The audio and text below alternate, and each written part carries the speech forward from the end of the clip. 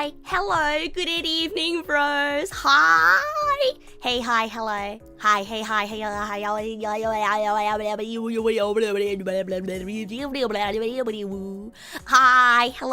hi. Good evening, little toothbrush. Good evening, Lurk Peanuts. Good evening, Cringe Imagination. Good evening, Hempi. Good evening, Mad Computer Scientist. Good evening, Luggy. Good evening, Minato. Good evening, Zippy. Good evening, Yarinyu. Good evening, Anaris. Good evening, Swansnet, Snonsnen. Snunsnet, Snonsnen. Good evening, Gary. Good evening, Cogstopper. Wow! Fancy seeing you here so early. Good evening. Thank you for your resub. Oh, even though you don't get to catch me very often, that's very sweet of you. Good evening, just someone guy. Good evening, Ghosting. Good evening, little mustard puddle. Good evening, little toothbrush. Oh, you guys showed up next to each other. Oh, just little guys. As opposed to little tumor. Good evening, Lion. Good evening, Fancy Fashion. Good evening, Lake of Pub. Good evening, Morsi. Good evening, Millie. Good evening, Azu. Good evening, Minato. Except you showed up at the top of chat before that. Yeah, I'm just gonna ignore that. I'm just gonna ignore that one. Good evening, Ultimate Forehead Hunter. Hi. Sorry that I don't have a forehead. My forehead's covered by my hat.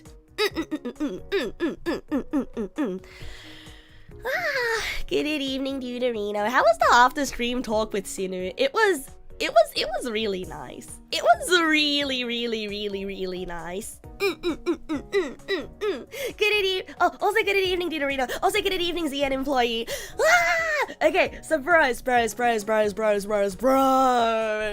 I'm still really happy from yesterday's stream. I'm still really happy from yesterday's stream. And like on one hand, I'm like, I should leave yesterday's stream and yesterday. But also today, but also like I feel like I didn't get to talk to you guys about it. You know, I didn't get to talk to you guys about how much fun I had yesterday. Jiver! Good evening! Welcome.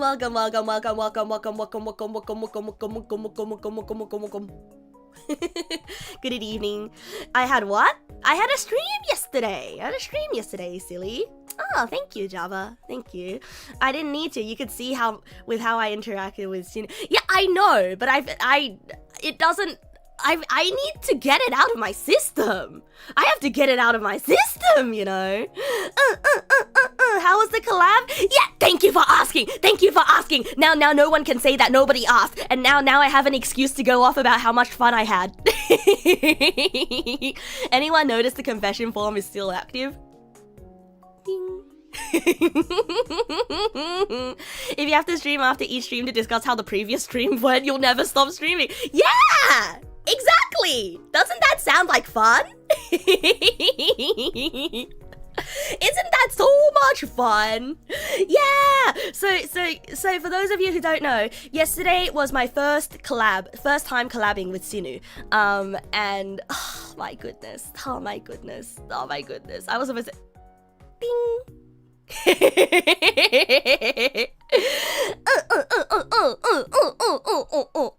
So yesterday was my first ever collab with Sinu, and I had so much fun. Because like there's only like 3 people I can collab with like that, and now there's 4 people I can collab with like that, where I'm just completely comfortable the entire time, and I just don't want it to end, and I could go forever and ever, and we could keep talking and having fun. There's only 4 people I can do that with, and that used to be 3. And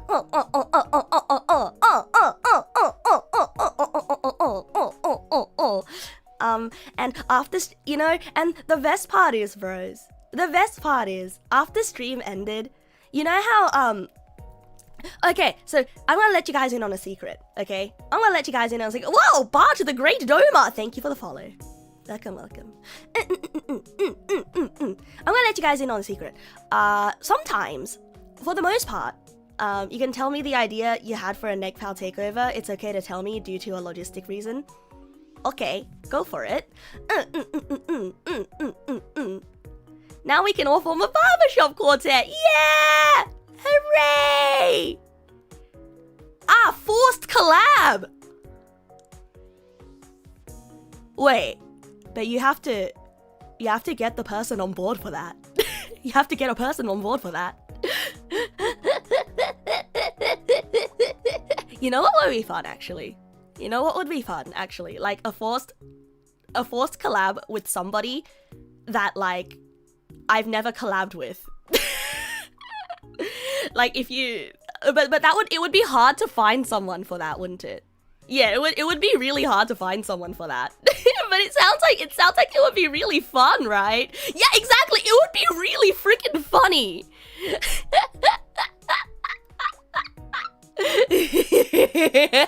You have the streamer for that? Okay. Well, okay. If you have a streamer for that, and you can contact that streamer, and you can tell them, hey, on this day we're gonna do this thing. That would be perfect. That would absolutely be perfect. And so I don't have to prepare anything. Like the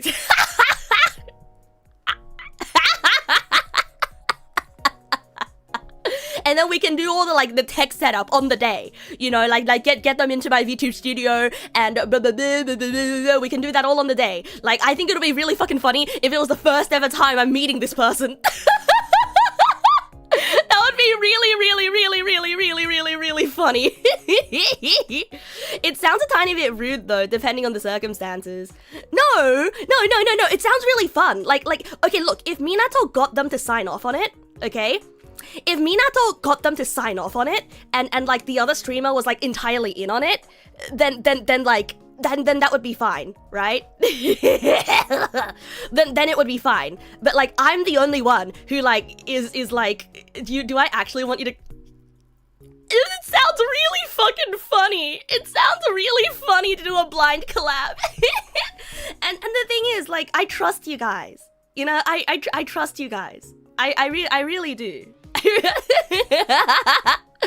I really do trust you guys on this, because I think you guys, unfortunately or fortunately, I overshare so much about myself to the point that, like, I think you know exactly how comfortable and uncomfortable I would be with people. You guys know my no-no zones, you guys know my yes zones, and you guys know my zones, you know? So like, I'm sure you won't find me someone who's gonna like say a slur or something. you know, like it's I'm sure that whoever you guys set me up on a blind collab with, like, they'll be fine. You know, they'll be fine. Like, as long as you give me a list of their no-no zones. You think I seem fine now, but when I'm put in the moment, I will freeze up. That too is funny. That too is funny.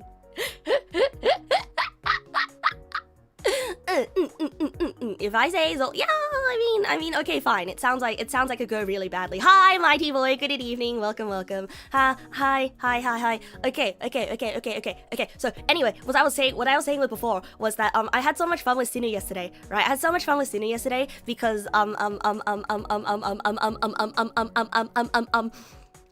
it was just really nice.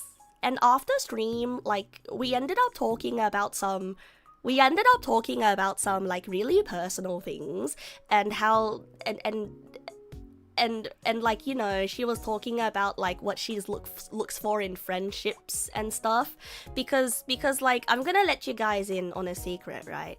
I'm gonna let you guys in on a secret. Actually, I feel like I'm not allowed to let you guys in on this secret because I don't even know if this secret is true. I don't even know if this secret is true. But I guess, like, from what I've seen around and like on like the, I guess, actually, I don't know. But it's sort of like, when it comes to streamer friendships, right? Like, when it comes to streamer friendships, like, a lot of the time it really is like we're gonna talk to each other about streams, and then like, we're never gonna contact each other ever again unless it's for a collab. and like Sinu told me that she was unhappy with, you know, those kinds of friendships, and it was just and she was really happy to you know, that we could vibe. And then I put her birthday on my calendar today. Her IRL birthday. Yeah. Yeah, that's more like a colleague relation. Yeah. And it can be really hard to tell like who in this space wants a friendship versus who in this space just wants a colleague relationship that you call a friendship in public, because, you know, people like being sold the idea of friendship. People like the commodification of relationships. People like seeing the girls do things together and be like, oh, aren't they such good friends? But then actually behind closed doors, and then after you click end call, it's kind of like, yeah, okay, see ya, bye. But like 1 second ago, you were all like, oh, I love you so much, oh, I love you so much, and then you click end stream and it's kind of like, all right, okay, bye. I mean, like, I mean, that's the worst case scenario, okay? Like, I'm not saying this is based in any fact, okay? I don't want to start any drama, but like that's my like imagination. That's my imagination.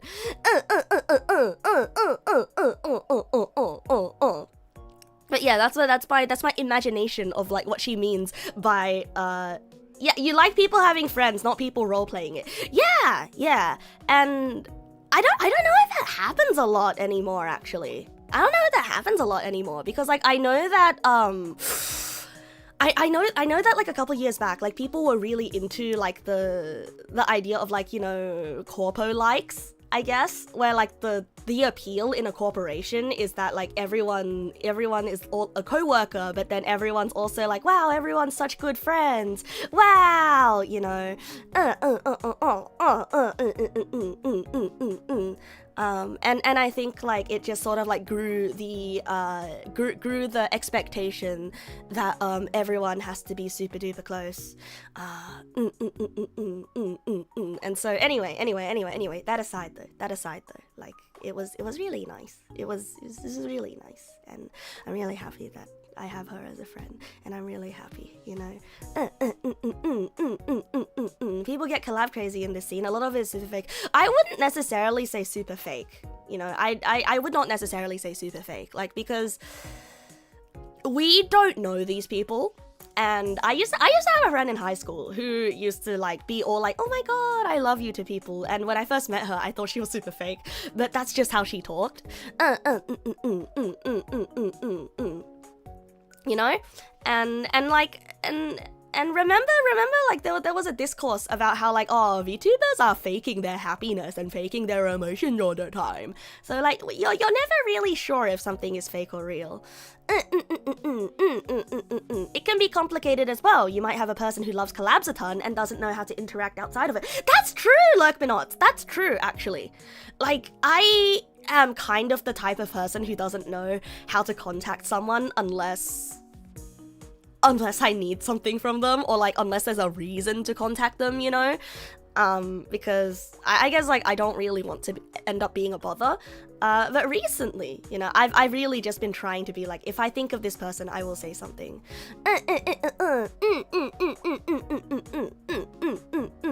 Hello, little woofer. Hello, woofer. Anyhow, though, I hope you guys enjoyed the collab yesterday. Because I'm happy. I'm very happy, and I enjoyed it a lot. And I have friends that I want to introduce Sinu to as well, because I love crossover episodes with all my friends. Maybe this year on Neg Nas's quiz dungeon, there will be 4 instead of 3. Did I struggle with the name or just do a silly? I just did it a silly. The knee-jerk opposite opinion is very funny to see. The folks online who can't imagine that streamers might enjoy streaming.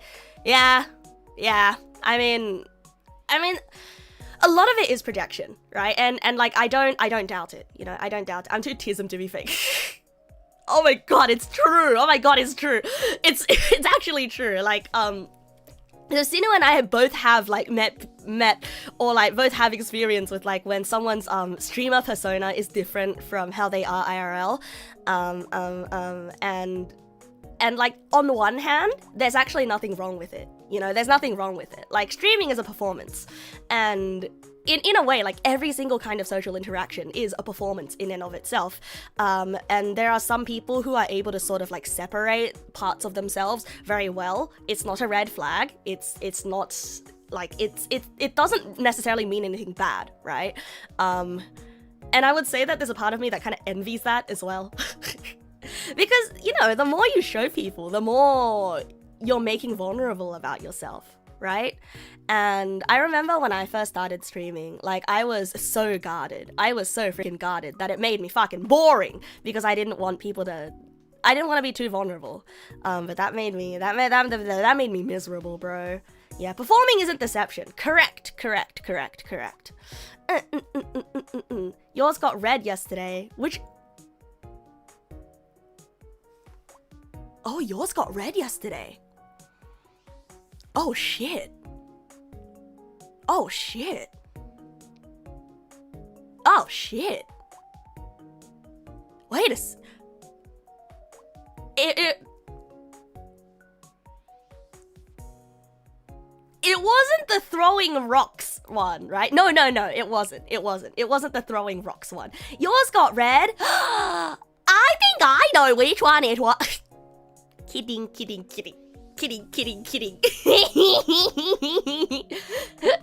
You know, I don't remember enough of them. I gotta say though, the one confession that I keep thinking about, the one confession I keep freaking thinking about is the one where the guy had like naked butt to seat, naked ass to seat contact, and pooped in his gaming chair. Like, I can't stop thinking about that one, bro. No, that guy called it mud, so it was a scrog. It wasn't a Neggpal. I mean, it could be a scrog that is here right now, but that they used the word mud, so it wasn't a Neggpal. It was so impressive.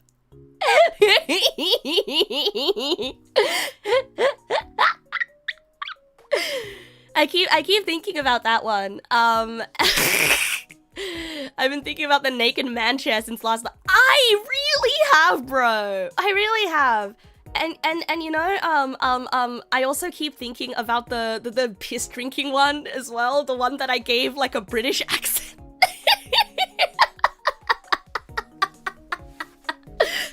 It was very odd how much poop there was.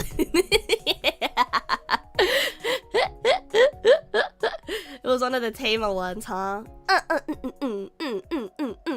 Yeah, our communities. I'm so happy, bros, that the Scrogs and the Neggpals seem to synergize quite well. Like, it's not a competition, but I wonder which one of us is more pee farty.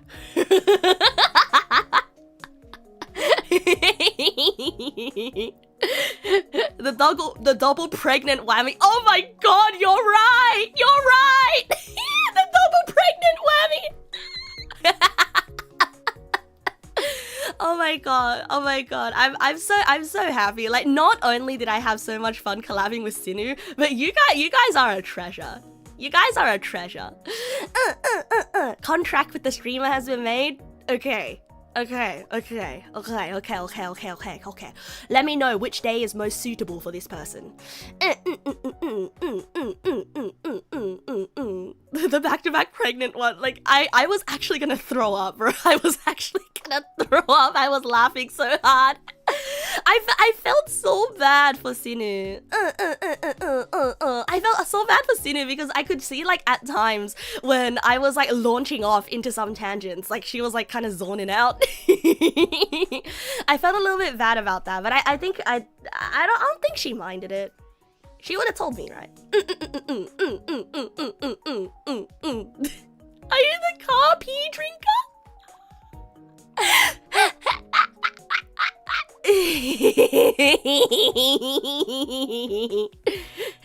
You got epic thumpies in your singing monster? Ah, congratulations. I don't know what that is. Oh, hi Flower, and you found my stream. Ah, thank you. I hope you enjoy your time here. The meditate visceral reaction to the medium. Flip Vartasek, thank you for the follow. Welcome.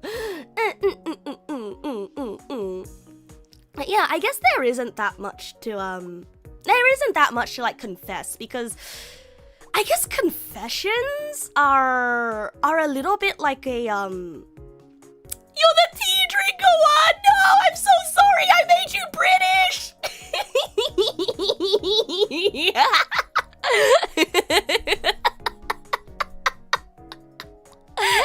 Hi Taeyu, good evening, welcome.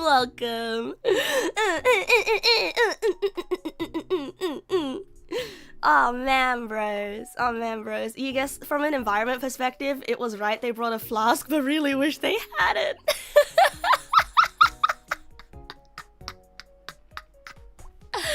Man, wait, I was gonna say something, but then I forgot. I can't remember what I was gonna say. Well, fuck. I guess we're gonna be stuck like this until I remember what I had to say. It was something about yesterday. Oh yeah! I was just gonna say, confessions might be like a really sort of narrow topic, right? Confessions might be a kind of a narrow topic because, I mean, it's not like I'm asking for any specific types of confessions, and so it's kind of hard to like summon up memories of stuff that you're like, oh, should I confess this? Oh, was this an embarrassing story? I don't know. Oh, Iris Pivox, good evening. Yeah, people just kind of put in whatever sometimes. So like there was one confession that we skipped, that Sinu was like, Neg, this one's the next one. You might want to skip it, right? And it was something about being parasocial about VTubers, right? And it was something about being, or like admitting to being very how do I put it? It was something oh, do you want to be talking about that now? No, it's fine. It's just that like it probably would have been like a little bit awkward to talk about last night, right? And I thought about how I would want to talk about it because I feel kind of bad for the person that I skipped it, you know, because perhaps it was a true confession. It's because like the tonal indicator wasn't there to show if they were like, you know, being like, I'm jerking my peanuts right now, or like, oh, I feel bad about it, or like, oh, thank God you don't know who I am. VTuber confession as parasocial confession? Shocker! And straight drinking it. And I think, so like, I was thinking about it, right? I was actually thinking about it, and I was thinking about it again, and thinking about it again, and thinking about it again, and thinking about it again. And there's a part of me that kind of wants to write an essay in defense of parasocial relationships. And I'm not just saying this because, oh, of course you defend parasocial relationships because you're a streamer. You're a streamer. Of course you will defend them. Yeah. And I say this, no, actually. I'm writing my defense from the position of a fan. Like, not of anyone right now, but of someone who sort of like grew up having parasocial relationships. And actually there are creators that I am fans of, that I am a fan of. And I will say that like some things that I say and think about them, yeah, it's a little bit parasocial. Yeah, it is a little bit parasocial. Yeah, actually, yeah. But I think like trying to tell people that having these parasocial thoughts about people is incorrect. Like I think it's wrong to suppress them, you know. I think like, you know, for example, having a crush on a creator, of course, like is a problem in and of itself. But however, it's sort of like a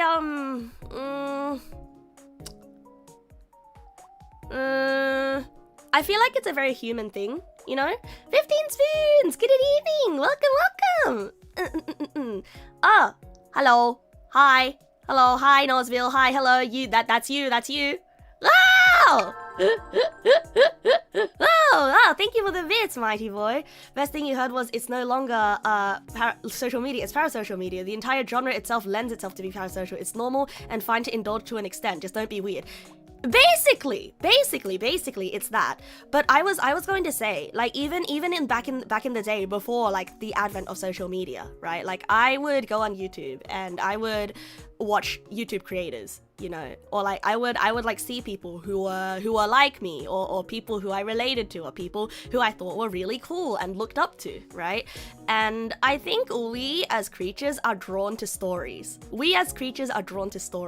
Stories of like whether something could be real, whether something could be fake. Like the idea that something could be real is sort of like that borderline between like if you were told a story, right? And oh man, I wonder if someone did a study on this. I wonder if there's a study on this. Actually, I wonder if there's like a scientific paper on this where like if you told a story, like you read something, right? And you presented something to people, and if like a control group, you told them this could or could not be real, versus like two groups, one where you told them this is fake, and the other one you told them this is a real story, and sort of you recorded the emotional reactions to both, right? Because like I feel like especially like with social media personalities, right? It's the idea that this person could exist in real life, and maybe they're an aspirational figure, or maybe there's somebody that reminds you of someone else in your life, you know? And I think it's fine to see symbols of people in our media, you know, because like even fictional characters, like I'm saying this from the perspective of I got really parasocial about fictional characters. I got really attached to fictional characters, and when I didn't know how to make friends of my own, you know, you're not sure what I'm trying to capture there. People react to things differently, to things they believe to be true. I guess so. No, I feel like it's I don't know how to phrase it. It's just the idea of that somebody out there could be like that, right? What was my fictional character crush?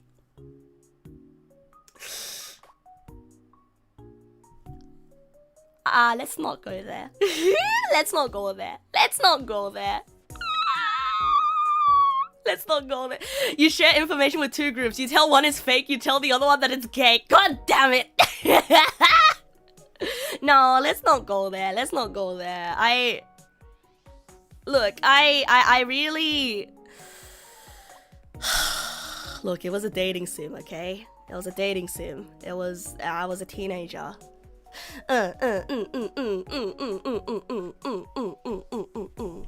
It was a dating sim, and I was a teenager, all right, and it gave me a good feeling. You feel me? You were like that when you were a kid. You weren't really social yourself. Fictional characters were your comfort zone. The teacher, no, not the teacher. Was not the teacher from Tokimemo. Was the boring green-haired glasses guy that liked trains. It was the good boy. The first two articles that come up is the ubiquity of parasocial relations, and the other about parasocial phenomena contributing to the sense of community on Twitch. Okay, I think parasocial phenomena contributing to sense of community on Twitch, I think that's different though. I think that's different though. So like, here's the thing about fandoms, right? When you're a part of a fandom, like it feels really nice to feel like you are a part of a social in-group where participation isn't necessarily very difficult, right? So like one of the biggest reasons that I was really into things was so that when I was a teenager was so that I could participate in fandom. I could actually, you know, like I created fan arts so that people would talk to me and stuff, and it's sort of like I am contributing to some sort of like a social economy, right? It made me feel like part of something. And so, and I do wonder, right? Like how many Twitch creators, like how many Twitch streamers on Twitch, how many people are in communities like that are there entirely for the streamer? versus like they feel comfortable with the community, right? Because like for me, like the whole practice of oshikatsu was so that I could connect with other fans, and less so for my quote-unquote love of the character or love of the creator. Like, I have a friend who's really, really, really into HoloLive. Like, I have a friend who's really, really, really into HoloLive, and like I asked them, like, oh, it feels like your oshi is might be reaching the end of their career soon, and then like friend was like, yeah, I don't really know what I would do. And I was like, would you follow when this person becomes indie, would you follow them? And you know, my friend said no. And that was so surprising, because this friend is like a super fan. Like, this HoloLive creator is the only thing that they draw.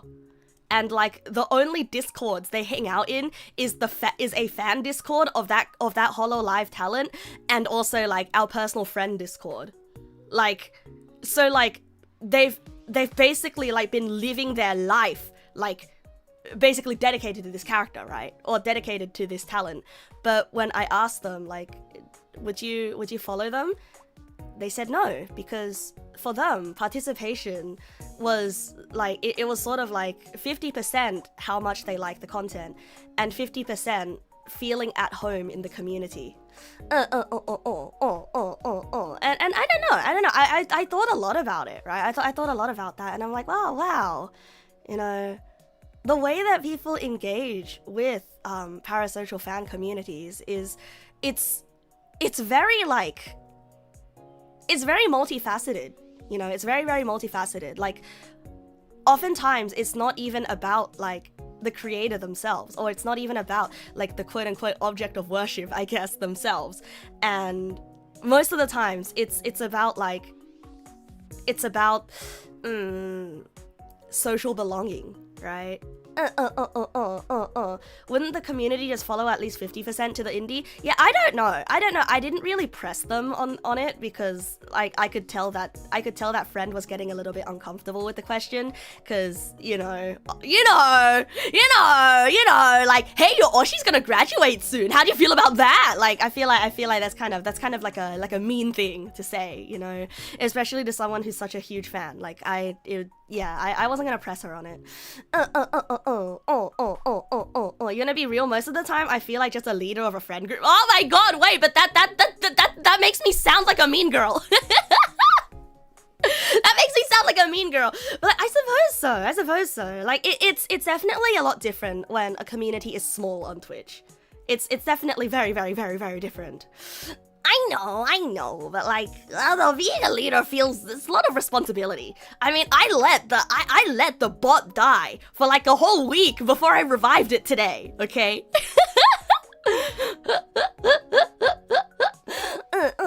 Belonging is hard to find, and when you feel like belonging to a group, it's hard to let go in some cases, so you understand. Yeah.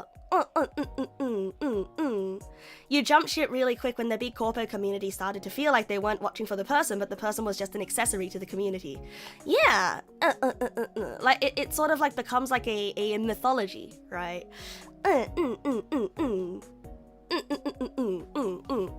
But yeah, anyway, sorry. I feel like I went off course here. I feel like I was trying to make a point, but then I didn't make a point. I just sort of like started discussing things in circles, and I was like, oh wow, you know, from an anthropological level, it's really interesting. It's really, really interesting how communities form around, I guess, idoru. It's very, very interesting. Have a good dinner, Gold Draws. Have a good dinner. But yes, the confession from yesterday, that's right. They were admitting to fantasizing about their oshi a lot more than they think they should, right? A lot more often than they'd like to admit, right? And I think it's very normal, right? Like, you know, I once had a dream that convinced me that I was in love with one of my friends. And I kept thinking about it for like a month. And then it went away. And then I was like, oh yeah, well, that was weird. Like, you know. Yeah, depends on what the fantasy is. It could be normal, as in parasocial fantasizing, or yeah, they didn't say parasocial fantasizing, or it literally could have been anything. It could be like, oh man, I fantasize about her being my friend, and we ride the bus together and like show each other funny TikToks and stuff, and go to the aquarium and be like, haha, that guy looks funny. You know, it literally could be anything. Like with anything, in moderation is not a problem, right? Like, I'm gonna be honest. Sometimes I do that too, okay? Sometimes I do that too. Sometimes, listen, I'm about to be really embarrassing right now, okay? Listen, I have a favorite YouTuber. Her name is... Okay, that's a little bit, okay, I'm a little bit embarrassed. But sometimes I fantasize about being her friend, okay? Sometimes I fantasize about like, oh my god, imagine if I met her in real life and and I was like, oh my god, I love that video where you did this, and oh my god, I love your relationship with your husband. Oh my god, it was so funny when this and this and this. Oh wow, you read this book. Oh my god, you have such good taste in books, and oh, you're such like, oh, you know, like there's a part of me that does fantasize about like just sitting around a tea table and yapping with her, okay? But I know that's parasocial. That's parasocial, okay? I have parasocial feelings too, okay? And it's even worse compared to like me with you guys, because like I've never even commented on a single one of her videos. I watch her videos like every day. I have never commented on like a single one of her videos. She actually has like no opportunity to know that I even exist. Okay? So like... Is it the true crime lady? Yeah. Oh, hi Gregors. Oh, I'm talking about how it's okay to have parasocial fantasies and parasocial thoughts, because there's a YouTuber that I fantasize about being friends with. They say the streamer ends up having more parasocial than the chat in most cases. Yeah, like, I mean, if you think about it, right? The streamer is the one spending hours streaming, and the chat is like the names that they see during stream. Like you're the only contact we have during this time. And meanwhile, you can like sort of click X and leave and go to another stream, or just be busy, you know? And so like, I understand that. Actually, I would like to see a study on that as well. I mean, I don't know what the study would be trying to accomplish, but I would like to see a study. All I'm saying is, I like studies.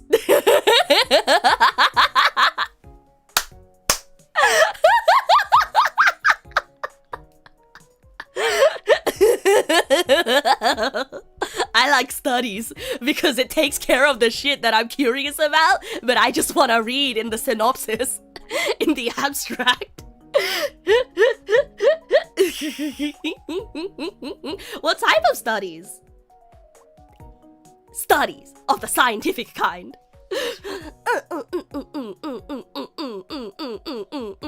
You think it's okay to fantasize, but confessing to the fantasized target might be in a bit of the grey area.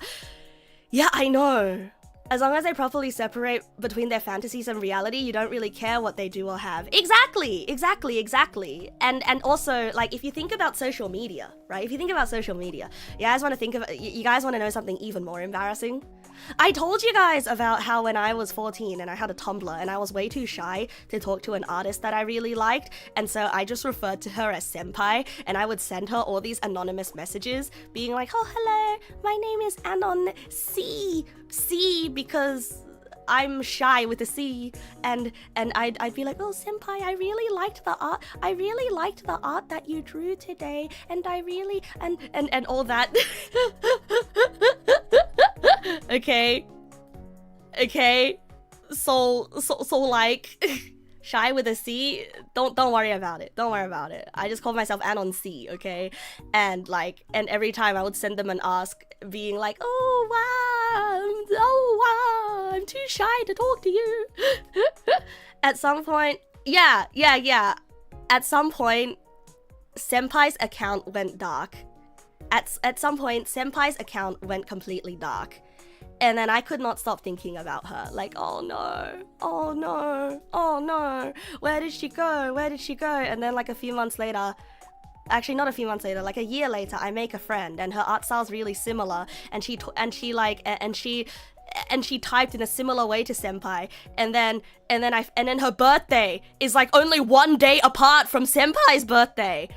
And then one day I asked her, hey, this is a little bit weird, but are you senpai? And then she was like, no.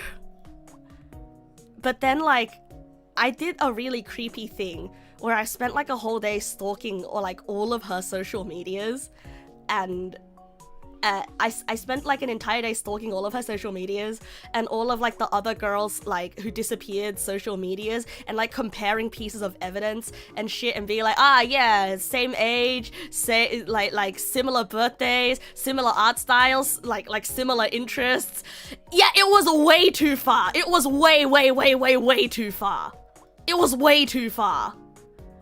Like that, oh. So like at the same time, like I don't.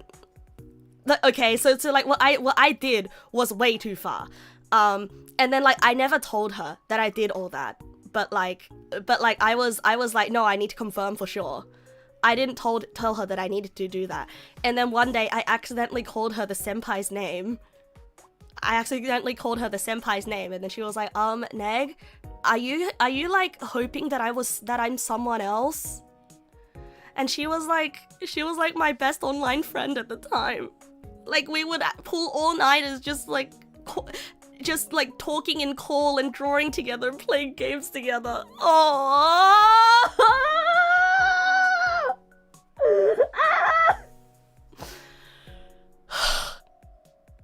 Yeah. Anyway, I was a teenager, and I gotta say, I think that was like the worst part of. I think like that was the worst thing I did, when I had like a parasocial relationship to an artist, right?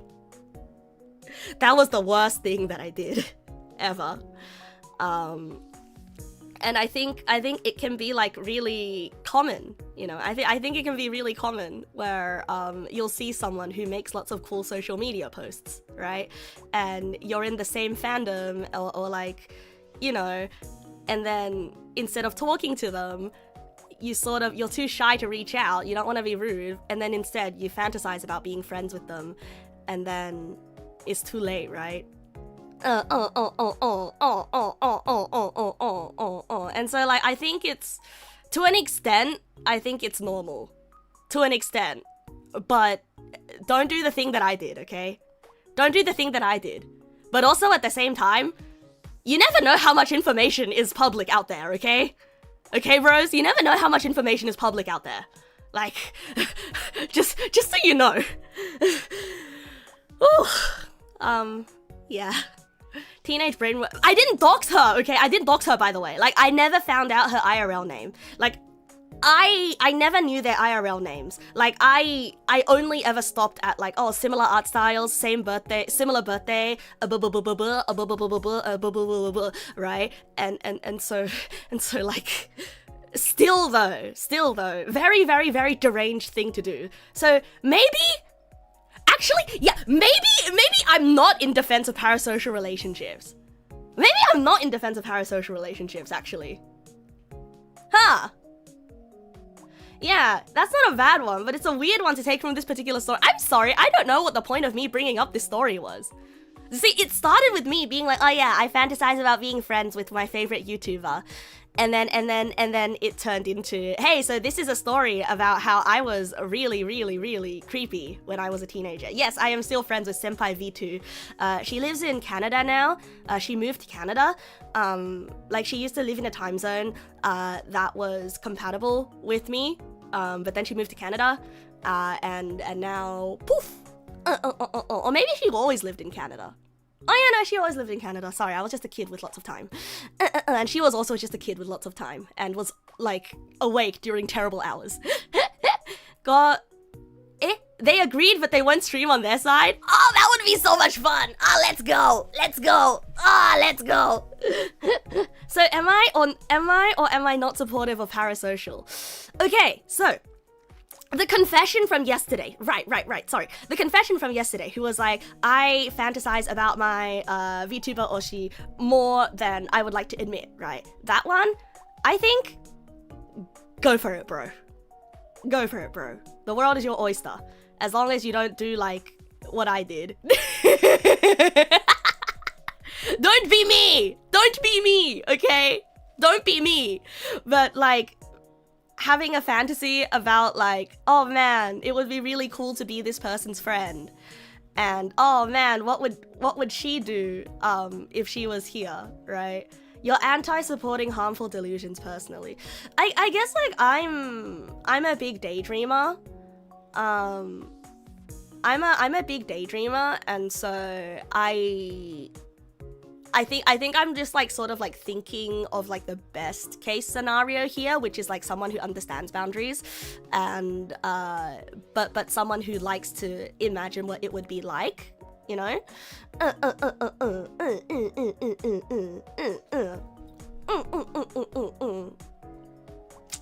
In all honesty, any woman that has shown you romantic interest has proceeded to stalk all your socials. You kind of thought it was just something women did. Well, it is more socially... Yeah, actually, it is more socially acceptable for a woman to, like, admit that she did that. But, like, I do think that they're... Okay, this is a...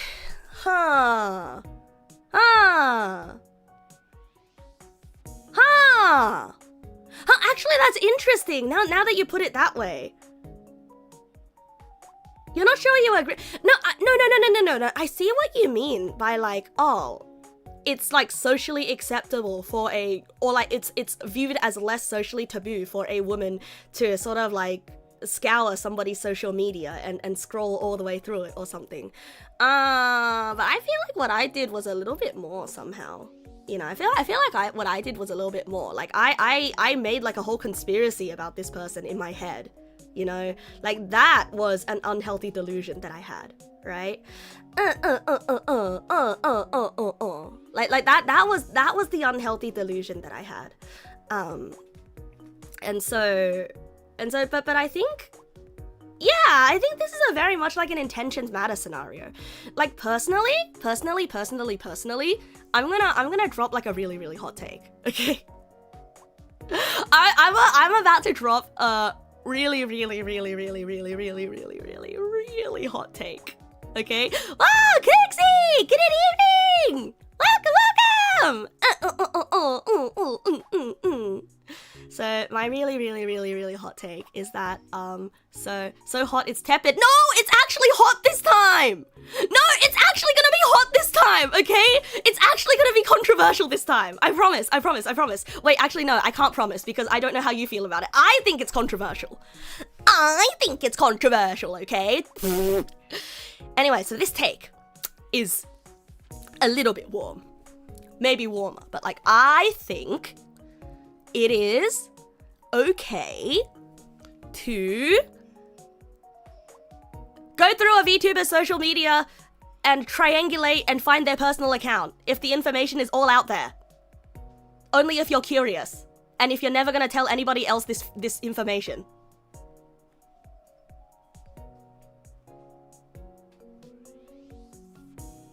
Like, if you're not doing it for the intention of hurting this person.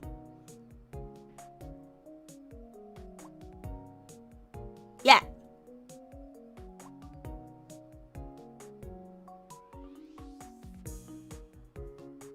I don't know. Okay. So, okay. Okay. I need to explain. All right. I need to explain. Previous life or IRL? I mean previous life. Obviously. I mean previous life, right? Like, okay. So, personal account. That's rough because, like, when I say personal account, I don't mean like personal Facebook or LinkedIn, right? By personal account, I mean like, oh, if they have like a VTuber account and then they have like an account where they are like a normal unlocked like public account, you know? Like,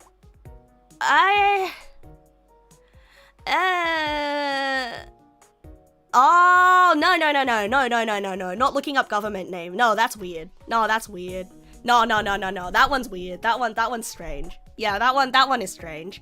Okay, so like, here's the thing, right? Here's the thing. My take on this, you know, my take on this is, if I am curious about it, and I'm just gonna keep looking because I'm curious, and I just click links, and then I get curious, and then I look up the name, and then I get curious, and then I never speak to anybody about it ever again, because I feel a little bit guilty. But then it's sort of like oh, I see, I understand now. Like it's almost, I feel really bad. I feel really bad. To admit that I do this. But like, to me, it feels a little bit like, it's a little bit like reading a game FAQ to find all the Easter eggs in a game. And then, but like, I'm not doing it with like an intention of exposing them or anything. It's just, oh, that's interesting.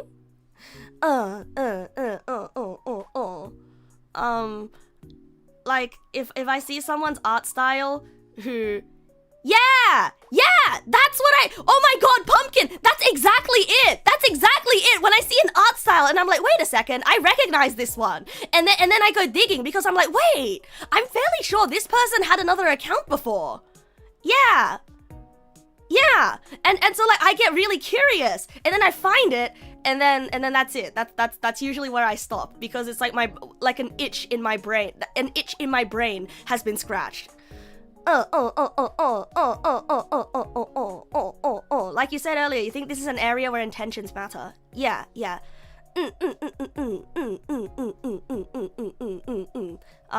So that was my take, basically. That was my take. And also, I was just gonna say that, like, I'm somebody who,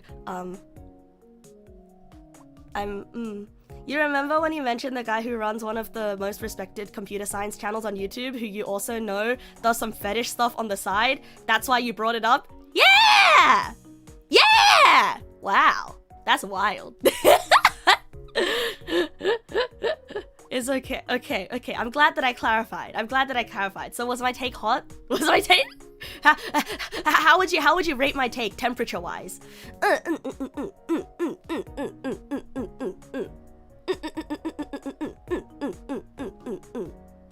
You get my take? Yeah. 80 degrees Celsius? Whoa, that's really hot.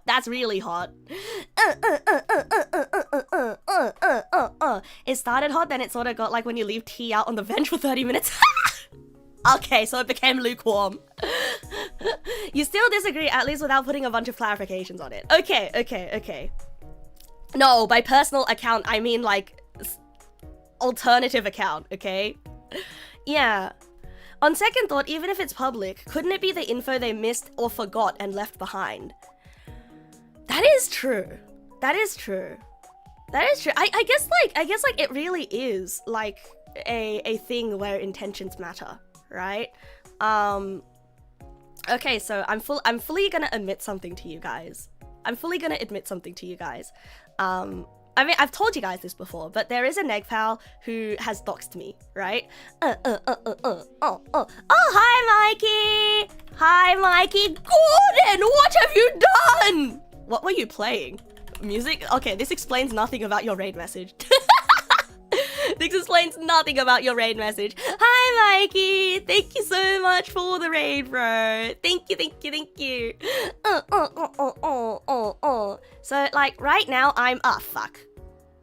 Right now, my soul left my body. One second.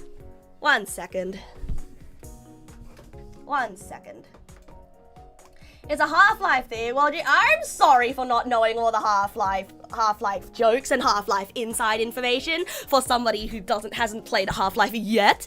Flist Watchers, thank you for the follow. Welcome. A Neggpal doxed me, or I'm the one that doxed myself. No, I need to finish my I feel really bad. Like every single day I get on stream and then I start embarrassing myself to the entire internet and then saying controversial things that make me sound like an awful person. In my opinion. Another lukewarm take. Okay, no, okay, so let me finish. I was doxxed by a neg pal, okay? I was doxxed by a neg pal. And this neg pal sent me a... Sent me... Woohoo! There you go. And this neg pal, and I asked this neg pal, how bad is it? And then this neg pal sends me a screenshot of my home address on Google Earth and says, I don't know, Neg, you tell me. And in that moment, I think I fucking died. And yeah. And like, I didn't tell my friends about it at the time. Hi, Gygus. I don't know if this is the first time you've hearing of this, but I didn't tell my friends. Yeah, I didn't tell my friends. You know why I OPSEC so— What do you mean I OPSEC so hard? Hello?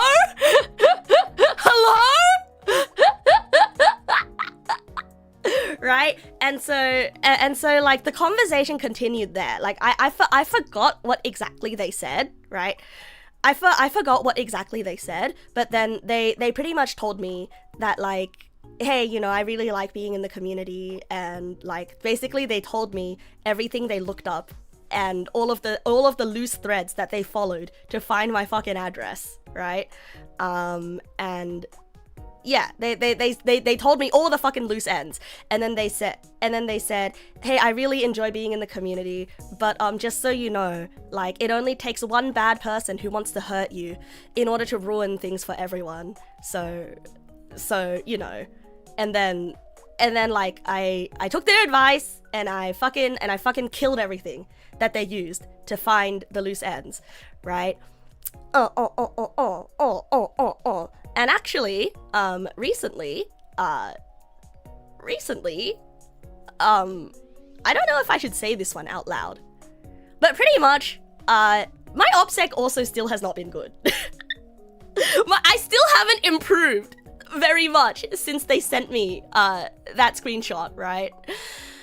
And basically, like, we had a conversation where they were like, hey, Neg, I don't know, like, if I should keep doing this. Like, I don't want to be the guy that, like, whenever you get a DM from, you feel like, you know, you feel scared, right? Like, I don't always want to be the bad news bear. I don't always want to be the bearer of bad news. And like, he said he feels really bad, you know? He said he like started feeling guilty, because like on one hand it's, you know, on one hand he said that, oh, he's doing this because he feels like he's sort of like trying to help protect the community in a way. Yeah, and it's just personally, I don't know if there's like, I don't know if I'm abnormal for thinking this way, but like, I didn't think that they had anything to feel bad about, you know?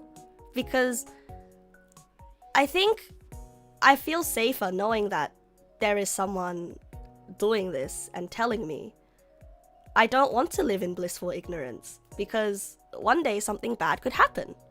And yeah, and I actually like spoke to Joru about this as well, and Joru said, yeah, no. And Joru is someone who, very dear friend of mine, but she's also someone who's been like doxxed before, you know, by a malicious person. And she told me that like she would have really appreciated somebody who was like a white hat doxing, I guess. And so I guess like that, this is why my take on like, I think it's morally neutral to do a little bit of internet stalking. I guess it's because like I've personally experienced a positive impact from it, right? Yeah, and so Because, like, all of it was my carelessness that left behind all that information, you know? Oh yeah, this absolutely could be easily run away with.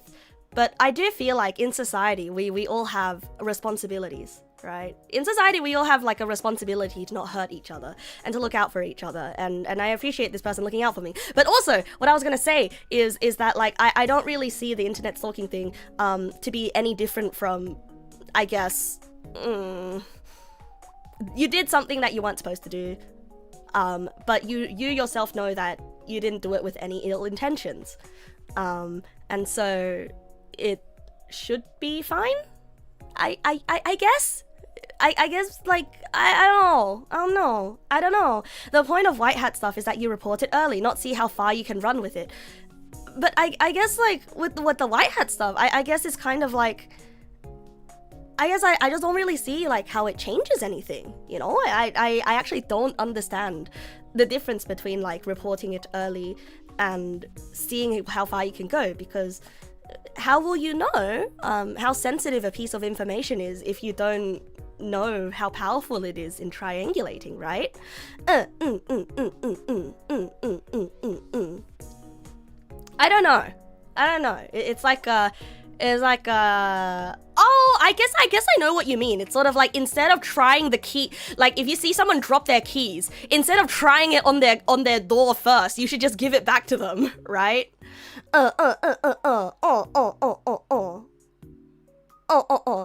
Yeah, and there is security in knowing every last flaw out there to be exploited as well. So like I am mixed on it. I am mixed feelings on this. I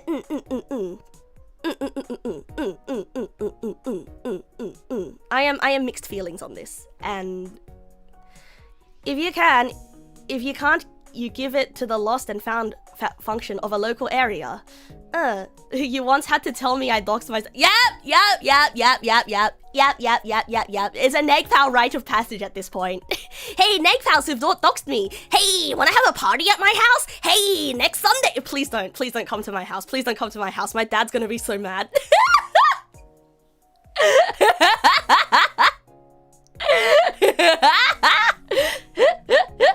No party. No party. No. My dad's gonna be so mad. My dad's gonna be like, who are all you people? You mean there was that one time where I just straight up blasted extremely identifying information and then I deleted the VOD, so it's... I did? Wait, I did? Are you kidding? Wait, are you kidding me? I did this knowingly? I said I was gonna delete the VOD. You sure hope I... Wait, which VOD?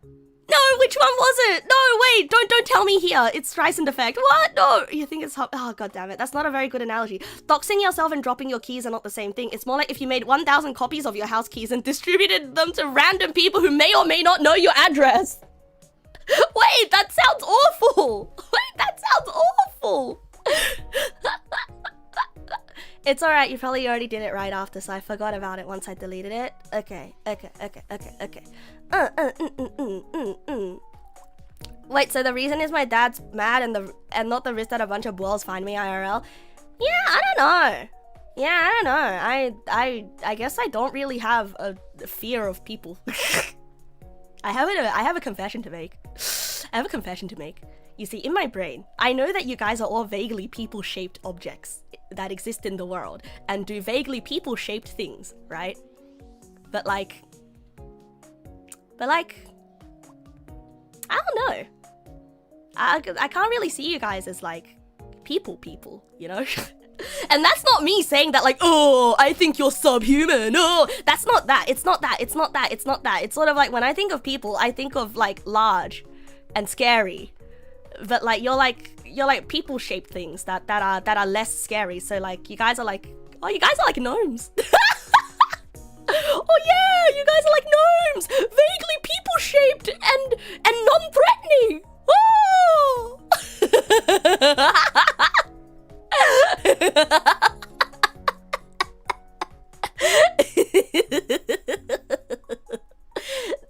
grumpy. That's a dwarf! That's not a gnome!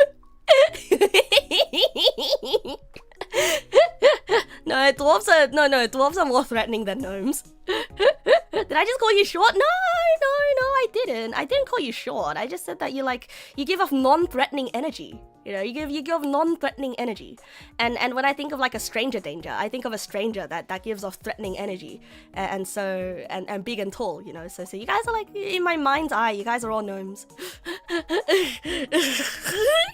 A small gnome runs past my legs really quickly. Holy shit, guys, you see that? You work in a mine, so you want to be one of the dwarves, though. Oh no! You actually yearn for the mines! You want to be a gnome fishing in a hole with a little fishing rod and a pointy hat. Oh! And then is the pointy hat like a little bit at the top? A little bit at the top? So it's like a little bit flaccid, and so it's a little bit floppy like a sleepy hat, except without the pom-pom. A little bit. The difference between white hat and black hat is letting the owner know the issue versus using the weakness or personal or nefarious gain. It's just so cuted, isn't it? Anyway, bros, game time soon. An hour has passed, and I know I didn't get my pre-collab yappers in, but yeah, I know. Hey guys, I'm gonna ask you guys a really annoying question, because I'm feeling self-conscious now. Do you still like me? Yeah, that's it. Yeah, that's it. Oh yeah, thanks. Yeah, thanks for the reassurance, bro. Yeah, sometimes you just have to ask, okay? Yeah, sometimes you just have to ask, like, because like sometimes, look, I know, okay? Look, I know sometimes you can like, look. If you have a friend, right? Or like if there's like someone that you hang out with like every day or like every week, and then like you're on one of your regular hangouts, and like to you in your subconscious it's like, oh yeah, this has just become a normal thing, right? Like maybe like there's a part of you that's kind of like, oh no, are they mad at me for no particular reason? Or like, oh no, maybe they don't like me anymore for no particular reason. And then you just have to, and then instead of letting that brainworm grow, sometimes you just have to like ask your friend, hey bro, do you still like me? Am I still your friend? Do you still want to play with me? Because my mom's asking if we should make a party bag for you for my birthday party. And I was gonna invite you to my birthday party, and you can get here an hour earlier. And my mom said that we can play the Wii together. But when everybody comes over, she's gonna put the Wii away because she's afraid that Tony from class is gonna break it. Also, like, I really didn't want to invite Tony, but my mom's friend is friends with Tony's mom, and I don't know. His hands are always sweaty, and like my mom always tells me to let him borrow my pen, but he gives it back and it's all full of his sweat and it's kind of gross. Yeah.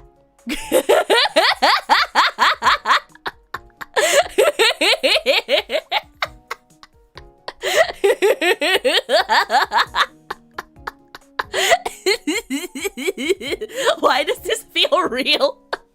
Damn, I'm good at making up shit that never happened. Because I never had a birthday party. And I never had a Wii. And there was never anyone named Tony in my class. And I was the one with the sweaty hands that always had to borrow someone else's pencil. And nobody wanted to let me borrow their pencil because I kept forgetting mine.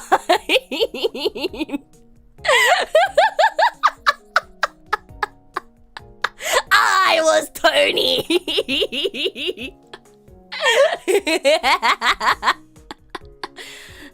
I was Tony this entire time. That's right. You have to invite me to your birthday party, even if you don't want me at your birthday party, because my mom is friends with your mom. And if you make me cry, then I'm gonna tell my mom, and my mom's gonna tell your mom, and your mom's gonna whip your ass. It's true.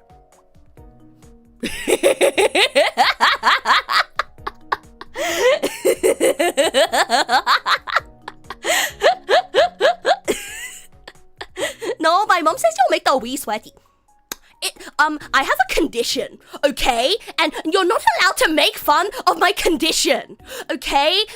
My mum says it's called my mum said making fun of my condition is called discrimination. Discrimination. Yeah. And you could go to jail for that.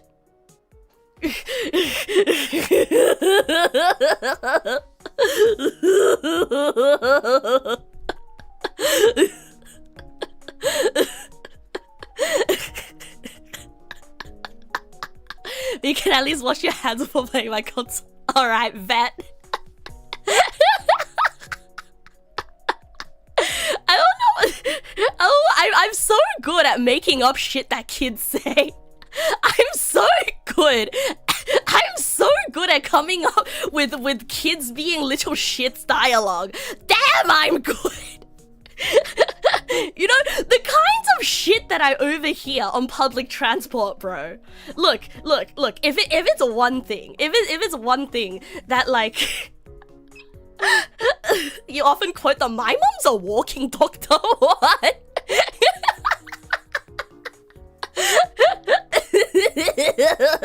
As a person who always comes to borrow your stuff, you want to give this to every Tony out there. I know, conversations on public transport are actually wild. Dude, I still think about the time where like two kids were talking and one of them was like, bro, that's kind of toxic, bro.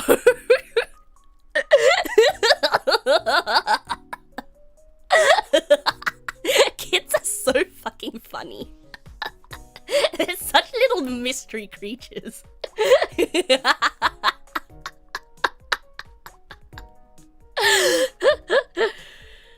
Kids are such little mystery creatures. Wow, teachers. I wanna, you know, like when I was a kid, I used to be like, man, how did teachers have this job? Everyone here sucks, and everyone here is so stupid. And now I'm realizing, teachers. You see, the way that teachers deal with having their jobs is because kids are fucking hilarious.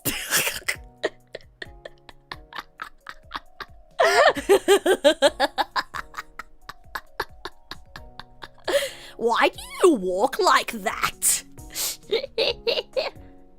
Was there that TV show Kids Say the Darnest Things? Yeah. Oh yeah, there's this show on Netflix called Hajimete no Otsukai, where a camera crew records kids going on their first errand.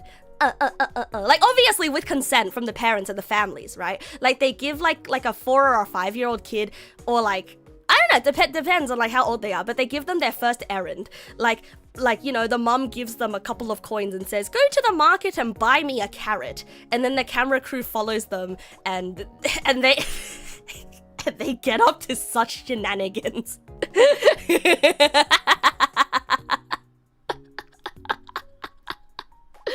Man, you've only seen the ones with the dogs? Social anxiety creeps in. Hey, it's okay. Kid jumps in car and drives to the shops. No! Oh my god, wait. I've actually done something like that before. Okay, so I've actually started the car before, as I have attempted to drive when I was 4 years old.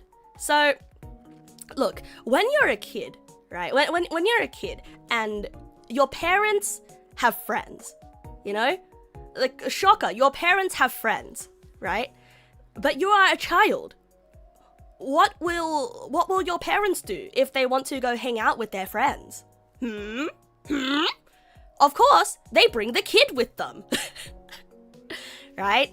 They bring the kid with them to visit the friends together. And so the kid just kind of becomes like something that's there. And so you have dinner at the friend's place, and then and the kid is like, oh man, this kind of sucks. Man, this shit sucks. Like, this is a house, I'm not allowed to touch anything, I don't know where anything is, my toys aren't here, and I don't have any toys for me, because the oldest kid in this house is like, already graduated, like, university. Okay, maybe not that old, but like, they didn't have any like kids' toys in the house, and I'm like, oh, and I'm not even allowed to use their computer to go on Neopets. What am I supposed to do, right? And so And so like I just roll around on the floor. And meanwhile, my parents are yapping. Meanwhile, my parents, they won't stop yapping. And I try to get my parents' attention because I'm bored. Guess what they do? They ignore me. Or they say, yeah, that's okay, later. Oh, yeah, that's okay, you can go play with that thing. Oh, yeah. And then they just keep yapping. And then they go, ha, ha, ha, ha, ha, and laugh about something. And you're like, what are they laughing about? Is talking that fun? They're not even playing anything. They're just talking. I don't understand. What's so fun about talking? Where's the games? Right? And so like, right? Like, I remember literally, like, trying to climb into the corner of this person's house and like, trying to explore every nook and cranny and being like, hey, Mom, can we play? Wow! Hello, Neg. Sorry for yesterday. I hope I was not a bother. I'll keep myself shut from now on. No! Shy little Neg pal, no! You were not a bother yesterday. You were absolutely not a bother yesterday. I promise you, bro. I promise you, you're never a bother, bro. You're never a bother, bro. Bro! I would not have a text-to-speech if I didn't want it to be used. So it's my fault. I'm sorry if I made you feel like you were a bother. You were not a bother at all. I didn't account for the fact that my collab partner couldn't hear the text-to-speech. And now I know in future to turn the text-to-speech off during a collab. So it's not your fault, bro. In fact, you helped me find out a weak point in my stream setup. We were having fun. And you also contributed to a really fun tangent about the text-to-speech thing.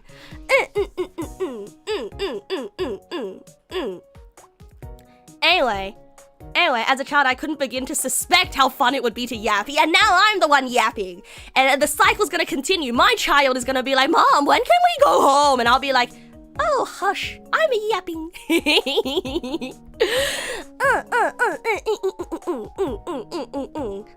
Anyway, so basically, right, parents would just keep yapping and yapping and yapping, and I'd be like, I'm bored, Mom, when can we go home? I want to play Neopets, I want to watch TV. There's nothing on TV, they don't have any TV. Do they not have, like, Cartoon Network? Bah, they don't have Cartoon Network, where? Right? And so my parents were so preoccupied with yapping that, like, I go dig in my dad's pockets.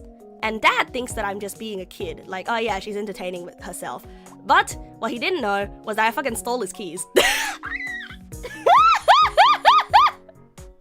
I stole his keys. And I went to the car.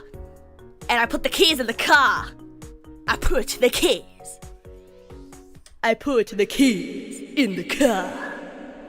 I start the engine. Brum, brum.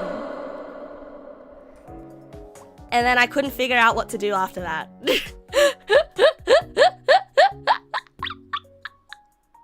Yeah, I couldn't figure out what to do after that. But then my parents came running out, like, very, very soon after because they realized, Neg hasn't complained about being bored in a while. What happened?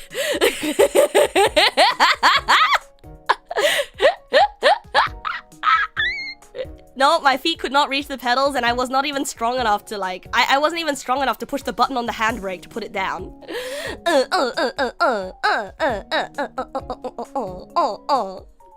no, I can actually drive now, silly. I mean, I wasn't sneaky. It was just my parents got so used to me, just, like, climbing all over them that they just learned how to ignore me. Did I pass my driver's test? Gonna throw a rock at you. You know I didn't. You're just saying that to make fun of me. No, my next driver's test is on the 2nd of June. 2nd of June.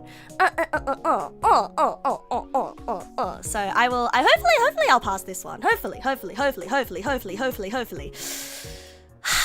I had to rebook it because I had it on the 12th, but then they're sending me to insert place in Australia that I cannot say for OPSEC reasons. Wah!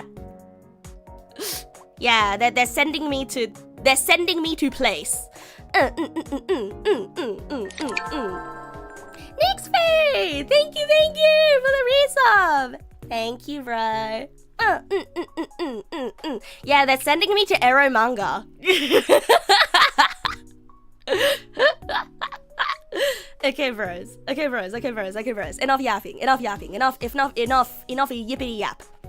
It is now time for me to play Half-Life. The only thing I know about Half-Life is the fact that people keep crying about the fact that there is no Half-Life 3. Did you guys know that Half-Life 3 is never coming is the new GTA 6 is never what was the old GTA 6 is never coming meme? The worst you did on a car as a kid is scrape the paint with a key. Ah! You keyed your parents' cars! Never ever. We are never ever getting another Half-Life game. We are never ever getting Half-Life 3. You go talk to Valve and you go to talk to Valve and talk to me. We are never ever getting Half-Life 3. It's still the current Half-Life 3 is never happening meme. Yeah. When's the next Elder Scrolls? Actually.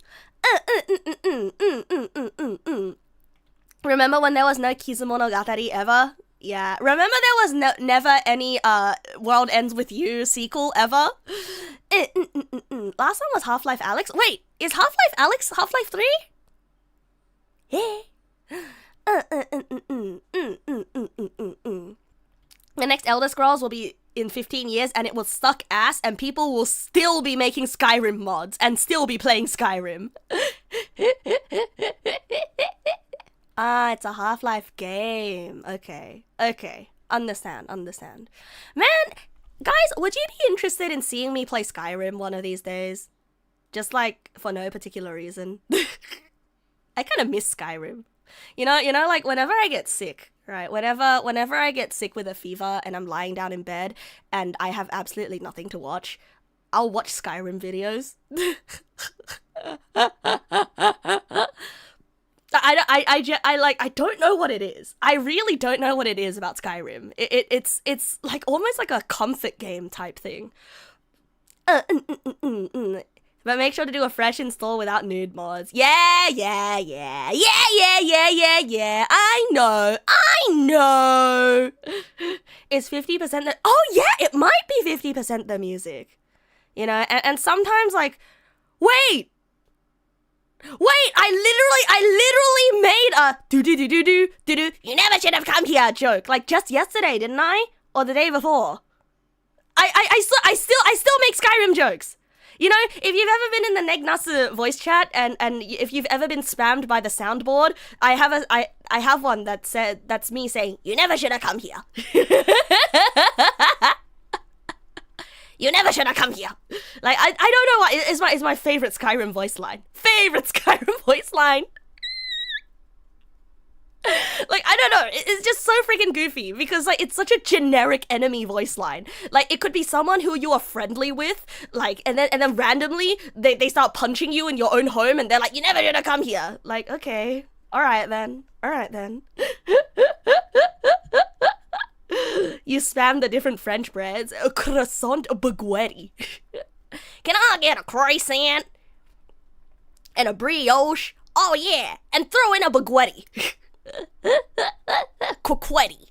Can I name my favorite? Quaquetti, baguette, croissant, brioche. Make yourself at home. Accidentally steals a feather. You never should have come here. Man, these stupid ass mixed messages, eh? Croquet. You haven't managed to get into Oblivion, but you've sunk quite a few hours into Daggerroll and Morrowind. Like, I remember, one of my first memories of my sister letting me play one of the games that, letting me play one of the games on her computer was that the one Elder Scrolls game where you started in the sewers. I think that one might have been Morrowind. Yeah. Oblivion? That's Oblivion. Was Morrowind before or after Oblivion? It's Morrowind was after, right? Yeah. Fuck, before. Fuck. Okay, but I know that she played Morrowind and Oblivion. It just sucks, bro. It sucks, bro. I could have grown up playing Morrowind and Oblivion. I could have grown up playing those games, but no, it was my sister's games, and my mom never said, "Oh, yeah, hot dog, you should share with Nasu, hot dog." Because they were her games. Yeah, but then I would be like, Mom, I want the games too. And she'll be like, no, we already have those games at home. Oh yeah, if we have those games at home, then how come I can't play them? Chicken mate. That's your brother in Diablo too. You just got to watch a lot. I know! I just had to watch my sister play. It sucked so much. It's the elder sibling privilege. And the PS2 was hers, and I was gatekept. I was so gatekept. I was actually gatekept. I wanted to play Final Fantasy. I wanted to play the one with Yuna and Titus and the ha ha ha ha ha ha ha. Elder sibling privilege isn't real. That's just bullying. No, it's just called being selfish. One of these days. I know that, like, listen. I know that there's a game I really want to play, which is the old Tomb Raider, where you start in a mansion and there's a butler and there's a swimming pool that you can somehow drown in. Like that's I don't know why. That one's my white whale. That game is my white whale from when I was a child. And I keep forgetting the title of that game. But I need to play that game, alright? I have to play that game because my only memories of that game were like spending like literal like hours and hours a day just entertaining myself by freaking drowning in the pool. Peak gameplay. You remember saying, hey, can I play the non-green Mario?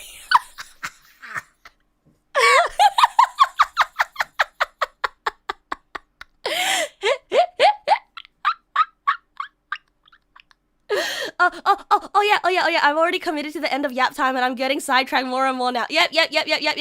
Sorry. It's not emotional. It's just like going down memory lane. It's going down memory lane. Alright, Rose. Oops, sorry. That's embarrassing. That's my Clip Studio paint. That's me making the thumbnail today. It's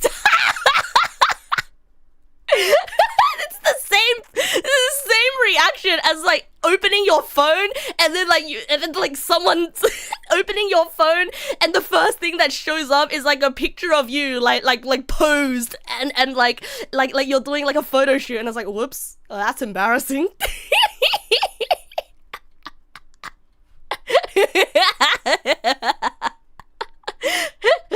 Hello, what do we have here? A little bit of yapping, yeah? Cosplay photos of you as your lock screen is wild. I mean, it hasn't happened to me, but like it's giving vibes. When you accidentally open your front camera. Alrighties, bros. Let's play Life Divided by 2. Oh god. Okay. Let me change. I have to change the. Let me change the game category. Half-life.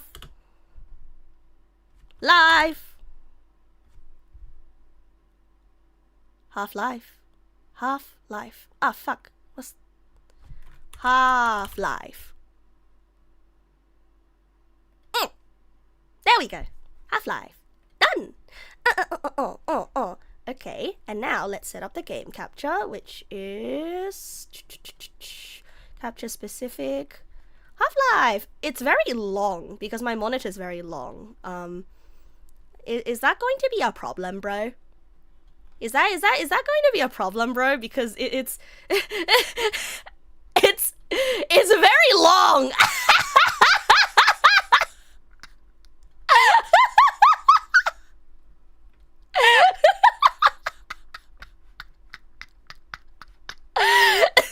That's how long my monitor is.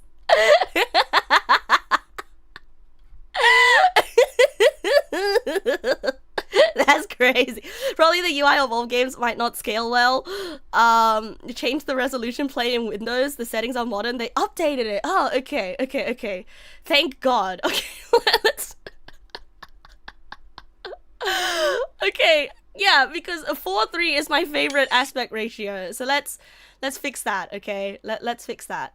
Now, which one of these is 4:3? I think this one's 4:3, so let's try to find the scaled up version of it. Is 1440 by 1440 by 960?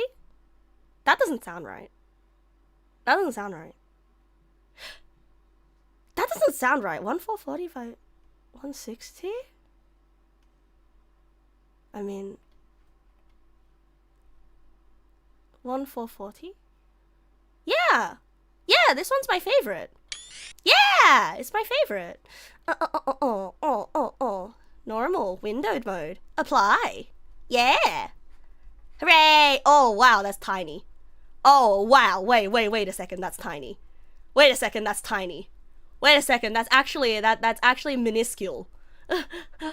That's tiny on my screen, bro. Like I can't see this properly. Oh, what the hell is this? Video game for ants? What is this video game for ants? What if I want to make it double? What if I want to double it? Like this? Donk.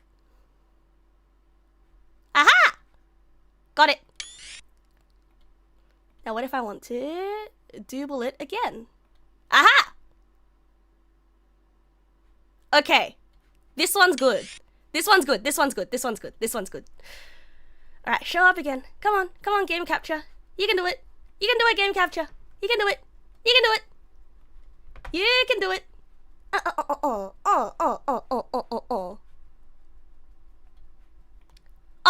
Oh, it's right there. Was being a little shy, wasn't it? And also, let me get my big ass head out of here. So, yoink. Let me take up less space. The resolutions are listed by aspect ratio. If at any point the numbers drop, the previous one is the largest resolution for its ratio. Ah.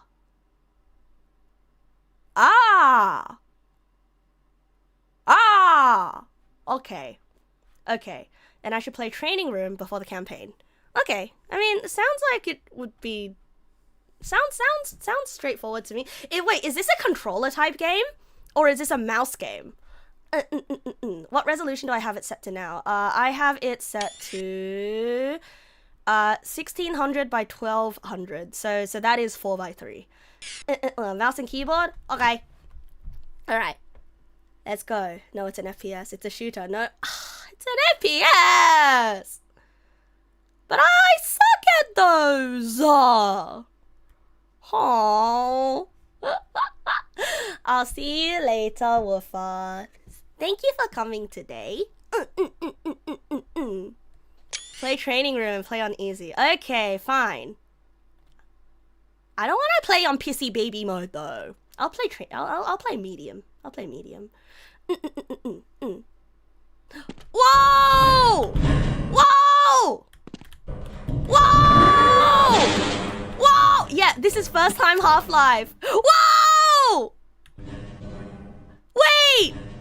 Wait, this is so cool! Whoa! Oh, I feel sick. Oh, I feel ill. Oh, I feel ill. I feel ill. I feel ill. I feel ill. Oh. How do I? Can I make it less shaky? Or do I have to just like deal with it? Do I have to deal with it? No, I'm really happy with how pics of this. Oh, I could smell it. Oh, I feel like a kid again, bro. Oh, I feel like a kid again. I think I have like deep memories of like watching my sister or my dad play this as a kid. Yeah, the early morning graphics. Early morning graphics. Wait, I should put first time Half-Life in title. So first time Half-Life. Okay, there we go. Is first time. So please be nice. I don't know if basic locomotion makes me die. You wanna give me a warning? You're about 420 points away from the That's okay. Okay, understand. Okay, so is there a way to be less woozy? I should play easy mode. The grenades thrown by enemies at harder difficulties will absolutely get you. I think I am going to deal with it. And if I rage, then Hello and welcome to the Black Mesa Hazard Course, Hi. where you will be trained in the use of the hazardous environment suit. I am your holographic assistant. Let's begin. Hello and welcome to the Black Mesa Hazard Course, where you will be trained in the use. If you see one of these buttons, press it, and I will appear to demonstrate certain moves. If you see one of these buttons, press it, and I will... Hello and welcome to the Black Mesa Hazard Course, where you will be trained in the use of the hazardous environment suit. I am your holographic assistant. Let's begin by stepping into your suit. Okay, You can see I it guess she has suspended nothing up else to ahead of say. you. If you see one of these buttons, press it, and I will appear to demonstrate certain moves. Are you trying to skip the tutorial? You chose... No. What made you say that?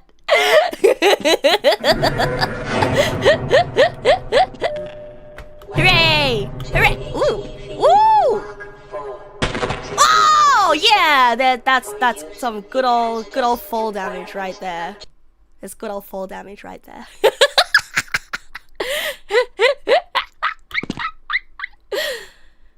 That was so classic. Welcome to the Black Mesa Hazard Course, where you will be trained in the use of the hazardous environment suit. I don't want to hear this again. Let's begin by stepping into your suit. You can see it suspended up ahead of you. Wow. Hello and welcome to the Black Mesa Hazard Course. Woohoo! HEV Mark IV protected system for use in hazardous environments. Yes. Ooh, yippee! Moving around in your HEV suit can be slightly... Oh, sorry. You have something to say? Hello. Moving around in your HEV suit can be slightly disorienting at first. Take a moment to familiarize yourself with basic movement, and soon it will fit you like a second skin. I will see you just around the corner. There's a part of me that really wants to jump off the edge again. Like, I know I shouldn't. I know what's gonna happen. Okay, I know what would happen if I jump off the edge. But like, it's okay. Quick save is F6. Okay, and F7 is quick load.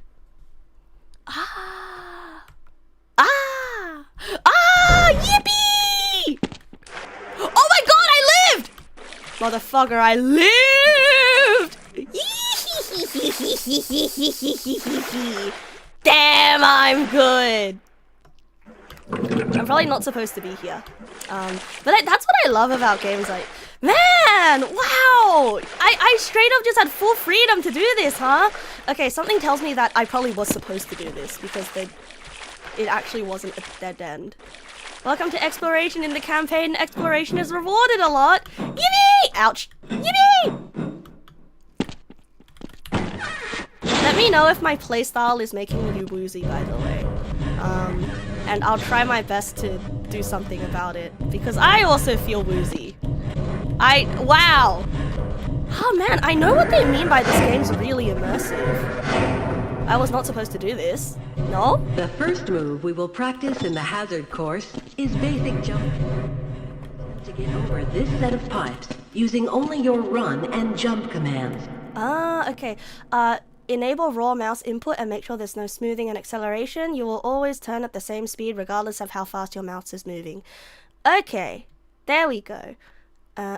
Smooth mouse moving, aim at enemies. No, let's not auto aim. Okay. Yay! Oh, this feels so much better. Oh! Ooh. That was a bit woozy. That was sorry.